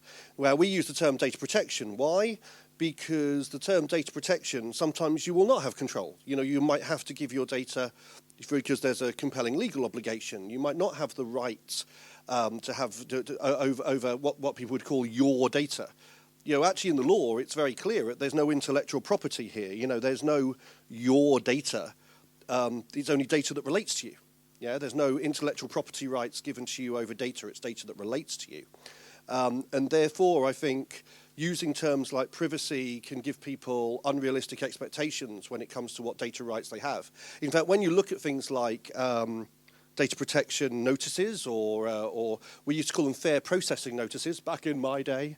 We used to call them fair processing notices because actually we didn't want to call them privacy notices because they don't describe how they keep your data private. They describe how an organisation is going to take it and use it. Quite the opposite. And the point data protection law applies is the point they're processing your personal data. Therefore, you could argue at that point privacy is moot. So my simple answer would be that if I was talking to a client in the US, I would talk about privacy, and if I was talking to a client in Europe, I would talk about data protection. I think that it's really just about the context of what you're trying to achieve and speaking the language of the person that you're working with. I looked up at a new solicitors that's on our high street, and I had a look at. I haven't seen it before. They're quite big actually, but I haven't seen them. And I looked at their privacy notice as I would, and it's interesting, Ralph. They've got a fair processing policy. Okay, interesting. Yeah, so I'm not really sure, but I think you're absolutely right, and I think you ask 10 IG people. An answer on this, you'll get 20 different answers. And, whatever we are thinking of, we are looking after people's data, and in some ways we are looking after the organisation to make sure that they're doing the right thing. Thank you very much. So, first, I agree with her, as a data privacy consultant or data protection consultant, the difference in both titles depends on who I'm speaking to. So if they're in the US, it's data privacy. If they're in the UK, it's data protection. On the other hand, I think, technically, since this is in the UK, what he said is correct. So I have a legal background, and privacy has a specific meaning, right? It has to do with secrecy, your ability to determine who you communicate certain information to. In reality, if your information is in the hands of a corporate body, it's no longer private. Forget about privacy and forget about private rights. What you have is, data protection. Because now your information is no longer private, it's in the hands of a third party, and that third party then has obligations under the law with regard to what they can do or not do with that information. Thank you very much. I've got one more question, then by all means you can put questions to the panel. So to the panel, the question I'd like to ask is, the Data Protection and Digital Information Bill, good or bad?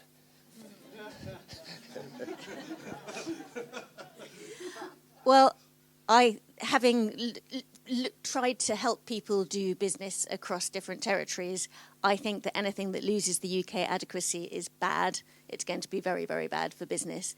And I also think that actually as a bill, it's bad. It's badly drafted, it's unclear. Business as usual. Whatever it throws at us, we will have to work with it, we'll have to use it, we'll have to do all the things that we've done in the past. So the Health and Social Care Bill came in last year. We've had to deal with that, the changes from CCGs to ICBs. And if this comes in, good or bad, we'll have to deal with it. I don't think it changes much. I think that based on an assessment, right, and you can check the DPAS blog, we've run quite a few publications on the subject. In reality, what it does is rename many concepts that exist under the UK GDPR. So it replaces the idea of a DPIA, a data protection impact assessment, with then says you must conduct an assessment of the risk when you're going to process data. That is the same thing you have to do with a DPIA, and the DPIA concept already allows for some flexibility. So it says you should not appoint a data protection officer, but then it says you need to appoint a senior responsible individual who can then appoint or by himself conduct X and X and X, which is the same thing you're going to find under the UK GDPR with regards to the duties of a DPO. It says, if you read many of the major changes that the government has tried to say are going to make ease of doing business increase and all of that, in reality, all they do is change the name of the concept which already exists. The only thing I think it achieves is, and this is a good thing, it's not all bad, is make people more aware of the fact that there exists flexibility under the current system. So you wouldn't expect an organization that processes the data of 1 million people to conduct their data protection system in the same way as a grocery shop, for instance, right? So I think that it's good in that way, but otherwise it's basically the same thing, honestly. It's the worst sort of smoke and mirrors and political cowardice. There you go. No, totally, because we already live in a fragmented data protection system. We have, the GDPR, and then that's as per applied with the UK GDPR. We have our Data Protection Act 2018. We have PECR. We have the Data Protection Privacy Electronic Communications EU Amendment Exit Regulation to 2019, and again in 2020. You look at our law at the moment, it is the worst sort of track changes document. And now what we are proposing is another layer of track changes. Why? Because they want to take advantage of being business friendly and put in amendments and exceptions to try and sneak something under the radar, but at the same time try and maintain EU adequacy. Now, if you're going to do it, if you're going to be brave, if you're going to be sovereign, if you're going to be a UK that's going to do something different, take the opportunity to do something different. Build a new data protection law from scratch that gets rid of all those track changes and does it properly. By adding in all these tiny little exemptions, you make our lives worse, you make the data subjects worse, you're hedging your bets politically. It's the worst sort of crap. Thanks. But my own personal take on it, and I'm quite well known for saying this, is part of the changes, and I think Kunbi was right, and Rolf certainly was, is the fact that it's legislation that's made in London and not in Brussels, and the terminology changes, and it's a political view, and that's the reason why, for example, it's not called a data protection impact assessment, it's an assessment of the risk, still the same thing. So, and secondly, just a point about adequacy, remember that Paul, for example, I've done a lot of work in Jersey, that adequacy is not based upon the fact that you have identical law to GDPR, but it needs to achieve the same outcomes. I'm just coming back from New Zealand. If you look at their legislation, it's nothing like GDPR, but it achieves the same outcomes through different pieces of legislation. So Rolf makes a great point, actually, that if you are a small business, a startup, one of these pathfinders in the Silicon Valley that we want to create in the UK, are you going to look at all that pieces of legislation? You're going to look at a set of electronic communication regulations which are formed in 2003, 20 years ago.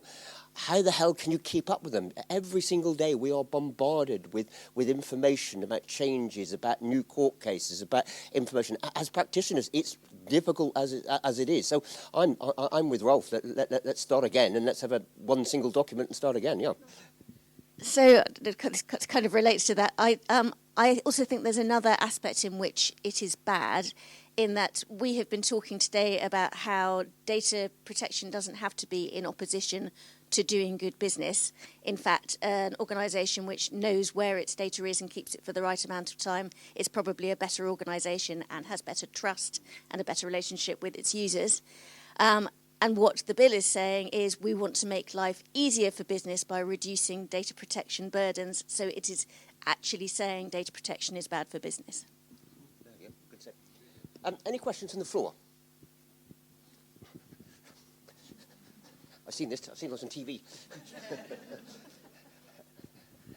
Thank you. I was just going to add to that because I work for Capita and we're a multinational group and we do a lot of business in lots of different countries. And I think GDPR is a very expensive piece of legislation to run, I'd have to say.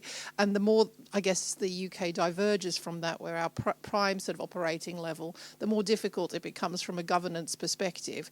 But having said that, we will, from a compliance perspective, because we have to look at how we sort of fund these kind of activities, and so we will go for the highest standard. So, because for us, it's kind of like I'm not going to try and, manufacture then 15 different governance regimes. It's going to sort of pitch it at the higher level. I think it's a bit of an opportunity wasted in that I think there's a lot of areas in the GDPR which are quite woolly, where it would have been, I think, helpful to those small to medium-sized businesses, where it could have given some real guidance around how to do particular things. I think there are real areas which are, I think, a nightmare for businesses to administer without sort of technology. I think that the transfer impact assessment one, I think, is an ill-advised regime, where I think, if anything, the feedback is, well, how am I supposed to know the law in all the countries that I'm sending things to? I mean, others may disagree in that sort of context, but I think it's a bit of more could have been done, I think, if you're really targeting it to make life simpler for businesses, in terms of explanation around sort of, how do we sort of have that balance in terms of protecting people's rights, but also having something that's friendlier to those people, I guess, who they're trying to represent, I suppose. Yeah, and I think the dual compliance burden is one that's not been considered. But a number of organisations and large organisations already run dual compliance obligations anyway, don't they? Because you're in multiple. So, any more questions? Hang on. Chris, I'll bring the microphone back up. Thanks. So, a slightly different angle on the same thing. If does anyone think if we weaken our regulations, and we talked about the cyber link to data protection this morning and this afternoon with the cyber rooms, does anyone think that the bad guys, the bad actors, are going to lessen their attacks in the UK? And I speak to head CEOs of organisations and say, if you think that's the case and you want that, you've got to be prepared to put bigger defences up, because they will come after the UK more. I welcome the thoughts of the panel, actually. Right, excuse me. Get me fit for Saturday. Yeah. Certainly from a cybersecurity perspective, although that's the one area that I don't see being weakened, because cybersecurity is still is big business. And if we're being pro-business and maximising opportunities for revenue, then we're going to keep the cybersecurity, and we're going to just make it woolier for people to recognise and assert their rights, and easier for organisations to duck out of catering to them. So I don't suppose the CEOs you're speaking to will have done that level of analysis, so you can keep on using that fear story. I mean, that'll be fine.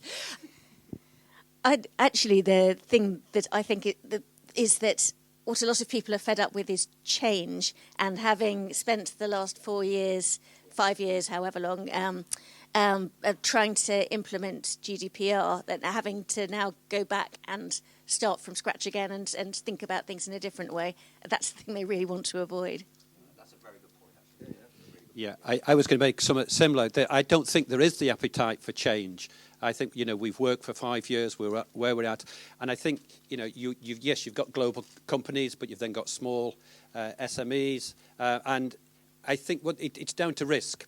And I don't think anybody is asking a small organisation, 10, 20, 30, 50 people, to spend £2 million on some sort of system. It's all about risk. And I think, I really do think it is down to...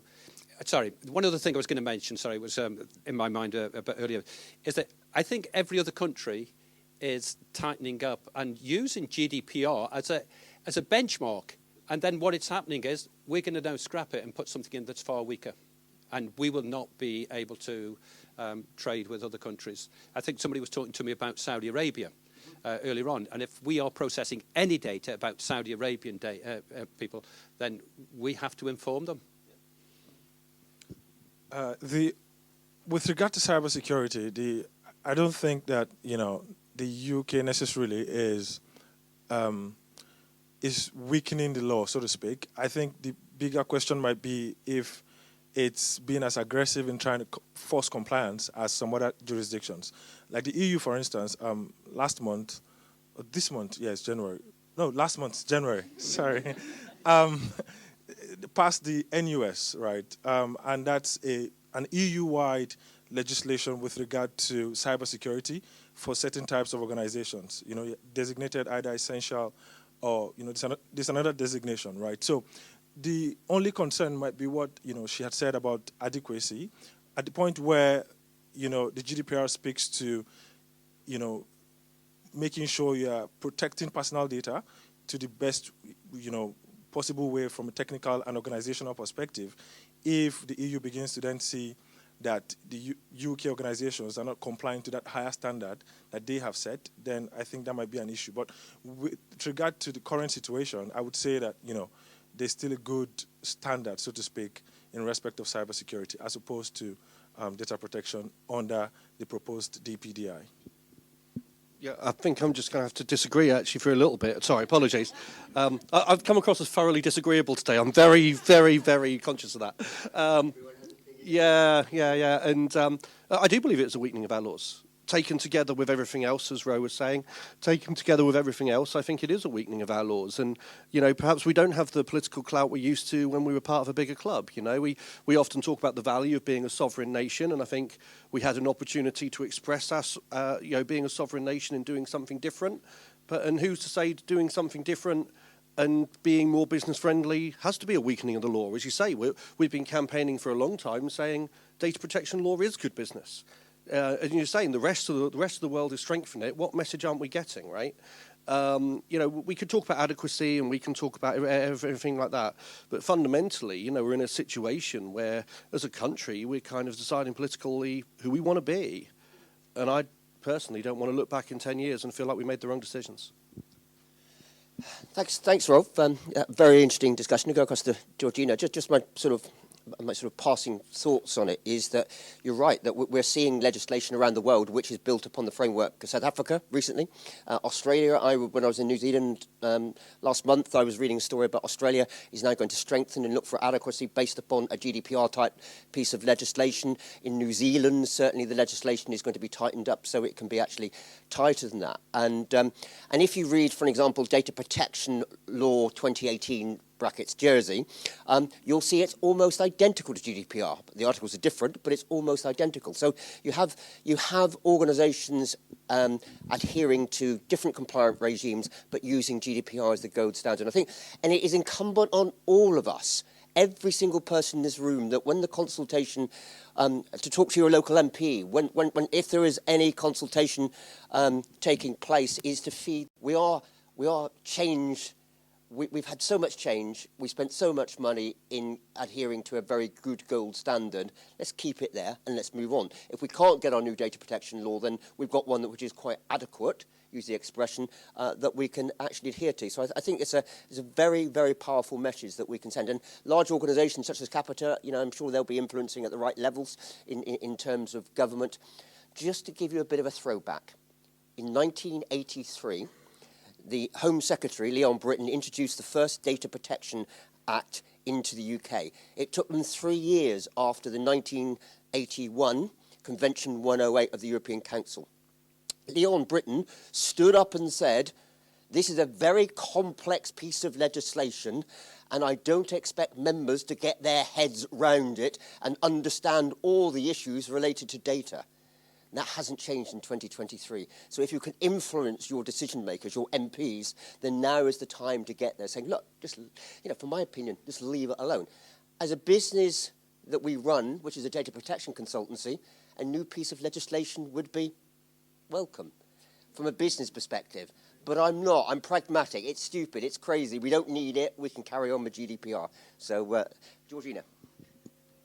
So a slightly unrelated question, but I had a discussion about this earlier with one of my colleagues, and I was just discussing about the role of the ICO in enforcement and their recent discussion about, yes, I can see Mal taking off his jacket, and their recent announcement that they're not going to fine local authorities for for complying with SARs. Paul, is that right at the moment that local public authorities in Jersey is at maximum £10,000? Yes. And in New Zealand, by the way, it's $10,000 as well for public authorities, yeah? Hang on. Barry's there. Yeah, I do have a big issue with that because most of the organisations I work with are NHS local authorities, not all. And I always put it like this. An NHS has a data breach of 10,000 people's data. They're not going to get fined. Well, they're going to take £1 million out of patient care if they do. I understand that, but you get a small company, they have a data breach of just 10 people, maybe a similar sort of thing, they're going to get fined. And I just would ask my legal colleagues, could that be challenged in court? Oh, go. Well, anything can be challenged in court, but the ICO legally has discretion. And the position of the law is that an exercise of discretion, insofar as it's not contradictory to any statute or a decision of the court preceding it, is valid. So ultimately the answer is that the ICO has the power to take whatever approach it deems best to address non-compliance. But obviously, I agree completely that it's a terrible approach to take because obviously it disincentivizes compliance. Its more sensible approach might have been to say, well, we're not going to fine you, in excess of whatever, but we'll mandate you to pay compensation to people whose data has been breached in your care. But when you say there's a maximum amount of a fine that is essentially trivial, it means, well, let's just do whatever, and what's the worst that can happen? I'm not sure that fining organisations for not having the resources to meet the demand for subject access requests is necessarily a course of action that produces better results. Enforcement notices, on the other hand, as in you sort this out by this time or we will prosecute. Now that, I would think, would be the way forward. There's an incentive. That's a smart objective, specific, measurable, achievable, realistic and time-based. There we go. I can do business language. And what's the goal there? Is the goal to just get more subject access requests answered, or is the goal to improve transparency, accountability, data quality, fair and lawful use? Because those are not necessarily the same thing. If you go for what you can count, you will end up optimizing for things that you can count. So the enforcement notices could be more than just brush up on your SAR metrics. Could be you need to do a really solid review of your privacy information to work out why so many people are so suspicious that they're demanding copies of what you have. You need to look really hard at your lawful bases. You need to look really hard at accountability in your business models and your organisational values, all that jazz. So, yeah, I don't think it's a good move. I think I have the personal and unevidenced opinion that it is a politically influenced move and not a regulatory motivated move. That is purely my opinion. I have no inside information and no evidence. Just caveat that, although Barry seems to need to say something on that. No. It's just on another thing about the ICO as well. As the ICO as the independent regulator are going to put any guidance out. Regulator, they I'm getting old. That if they put any guidance out, they cannot just issue the guidance. It has to be signed off by DCMS, which goes to show there is the political interference. Yeah. Then they have to do impact analysis on that guidance to see how much it will hurt. Having just coming back from New Zealand and having bearing in mind that the current ICO commissioner came from New Zealand, you're talking about coming from a country of 6 million people against a country of 60 million people. You're talking about coming to a country, ours, which has got very complex legislation. You're talking about coming from a country which has very simple regulation. And the interesting fact is, you'll be interested to hear that the New Zealand regulator for the last 4 years hasn't issued any substantial penalties in the last 4 years. So there's a sort of the reason why someone might get the job coming from that sort of jurisdiction.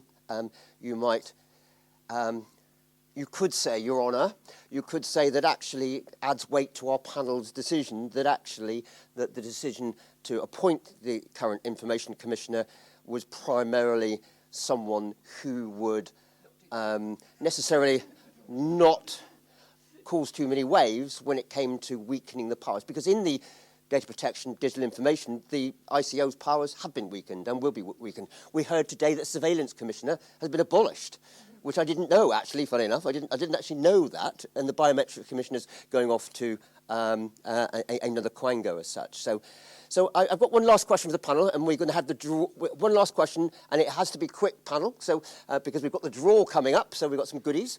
And the good news is we've got some training courses, some free places, and you can meet Rolf again for 4 days if you like. You get the data protection practitioner course. You might meet Barry on one of the courses, Kunbi, and Ro and myself. So last question. You shout it out. I won't run across.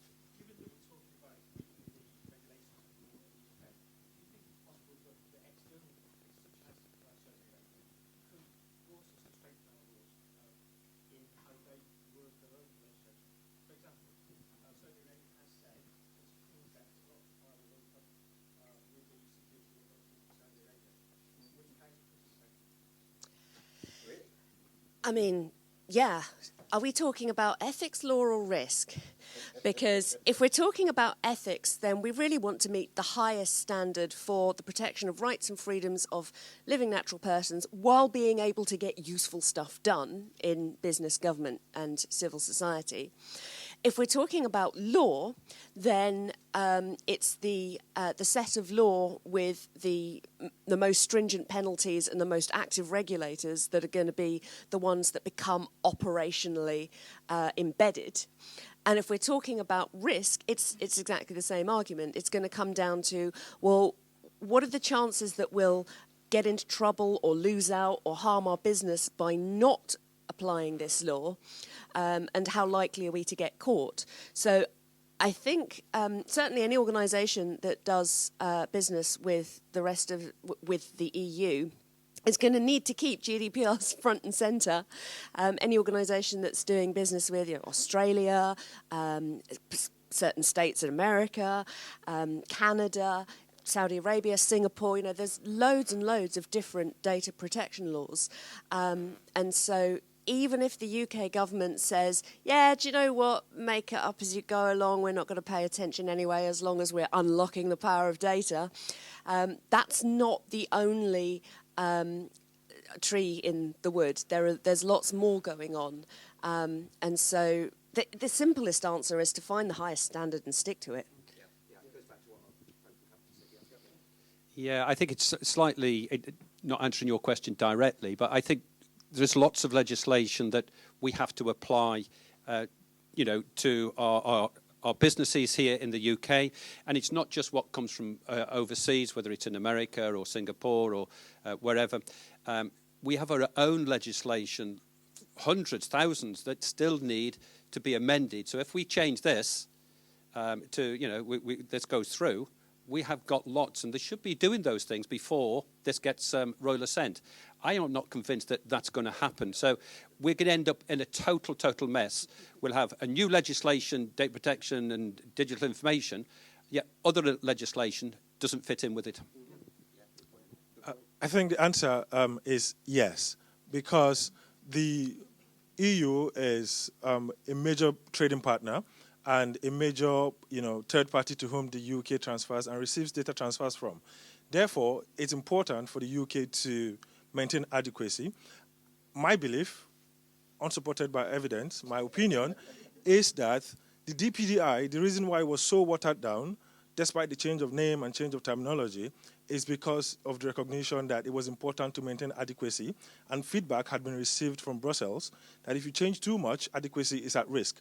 Therefore, it was a watered-down bill was released that would allow ministers to go on the morning, TV show rounds and talk about how they're unlocking the power of data and how, we're now out of the EU and we're changing and we're doing everything differently, while being able to have meetings with Brussels and say in private that, guys, despite the fact that we've changed the name, people still have to do this, just like they have to do in the GDPR. That's my assessment of what is just political red meat, in my opinion, the DPDI particularly, as opposed to any real change in what is going to be happening behind the scenes. I totally agree. That's we've ended up with a worse sort of watered down political cowardice, as I said. And to your point exactly, yeah, I think other countries will be able to. I mean, I'm lucky enough and privileged enough to work with some really large global organisations, Apple, PepsiCo, Kellogg's, to name a few. And their biggest problem as an organisation, let alone data protection, is global data, global product, local law. That's their biggest problem, right? It doesn't matter where they are or what they're dealing with. Could be in money laundering, could be in data protection, could be in modern slavery. It doesn't matter what they're talking about. The problem they've got at the moment is they've released one product and one service. At the moment we're able to talk to people around the globe on things like Teams, and Facebook wants to be everywhere, and all these companies want to be big global behemoths because we're all and they want to release one product that works for humanity. And then you've got all these piddling little countries, which, by the way, the enforcement budget, the ICO, compared to the budget of a Meta or a Facebook to defend themselves, it's incomparable. It's just incomparable. So at the end of the day, they're going to go, well, we're going to do what we're going to do. And, sometimes a fine might be a cost of doing business. Yeah? Sometimes we're just going to release our product the way we want our product to be. And, let the chips fall where they may. Because, we've got one company, but local laws. Real problem. Ladies and gentlemen, can we have a big hand for our panel today? I'm very proud to bring some Swaniford Vineyards. He's just based just outside Exeter. He's a regular at our office, dropping these off. And they can't call it champagne, but I'm sure my staff will attest, because they get this as regular presents, that it is a champagne quality. So I'd like to give each of the team today a bottle of Swaniford. Oh. Swaniford sparkling wine. It can't be called champagne, but it is of the same quality. So absolutely done. That's such a risk. And I'm now going to hand over to Mel. I'd just like to say once again, thanks to you all coming. Thanks to Responsum. Thanks to Paul of Cookie Scan. By all means, take Paul's goodies home and that sort of thing. And you've got the contact details for Responsum, sorry. And thank you very much for the team. Thank you very much to Gloucestershire County Cricket Club for today, and thank you very much for my own team who put up a tremendous amount of work to this, while I buggered off around the world for 3 months and came back 2 weeks ago and said, "How's the conference looking?" At which point these two lovely people were absolutely pulling their hair out. So well done.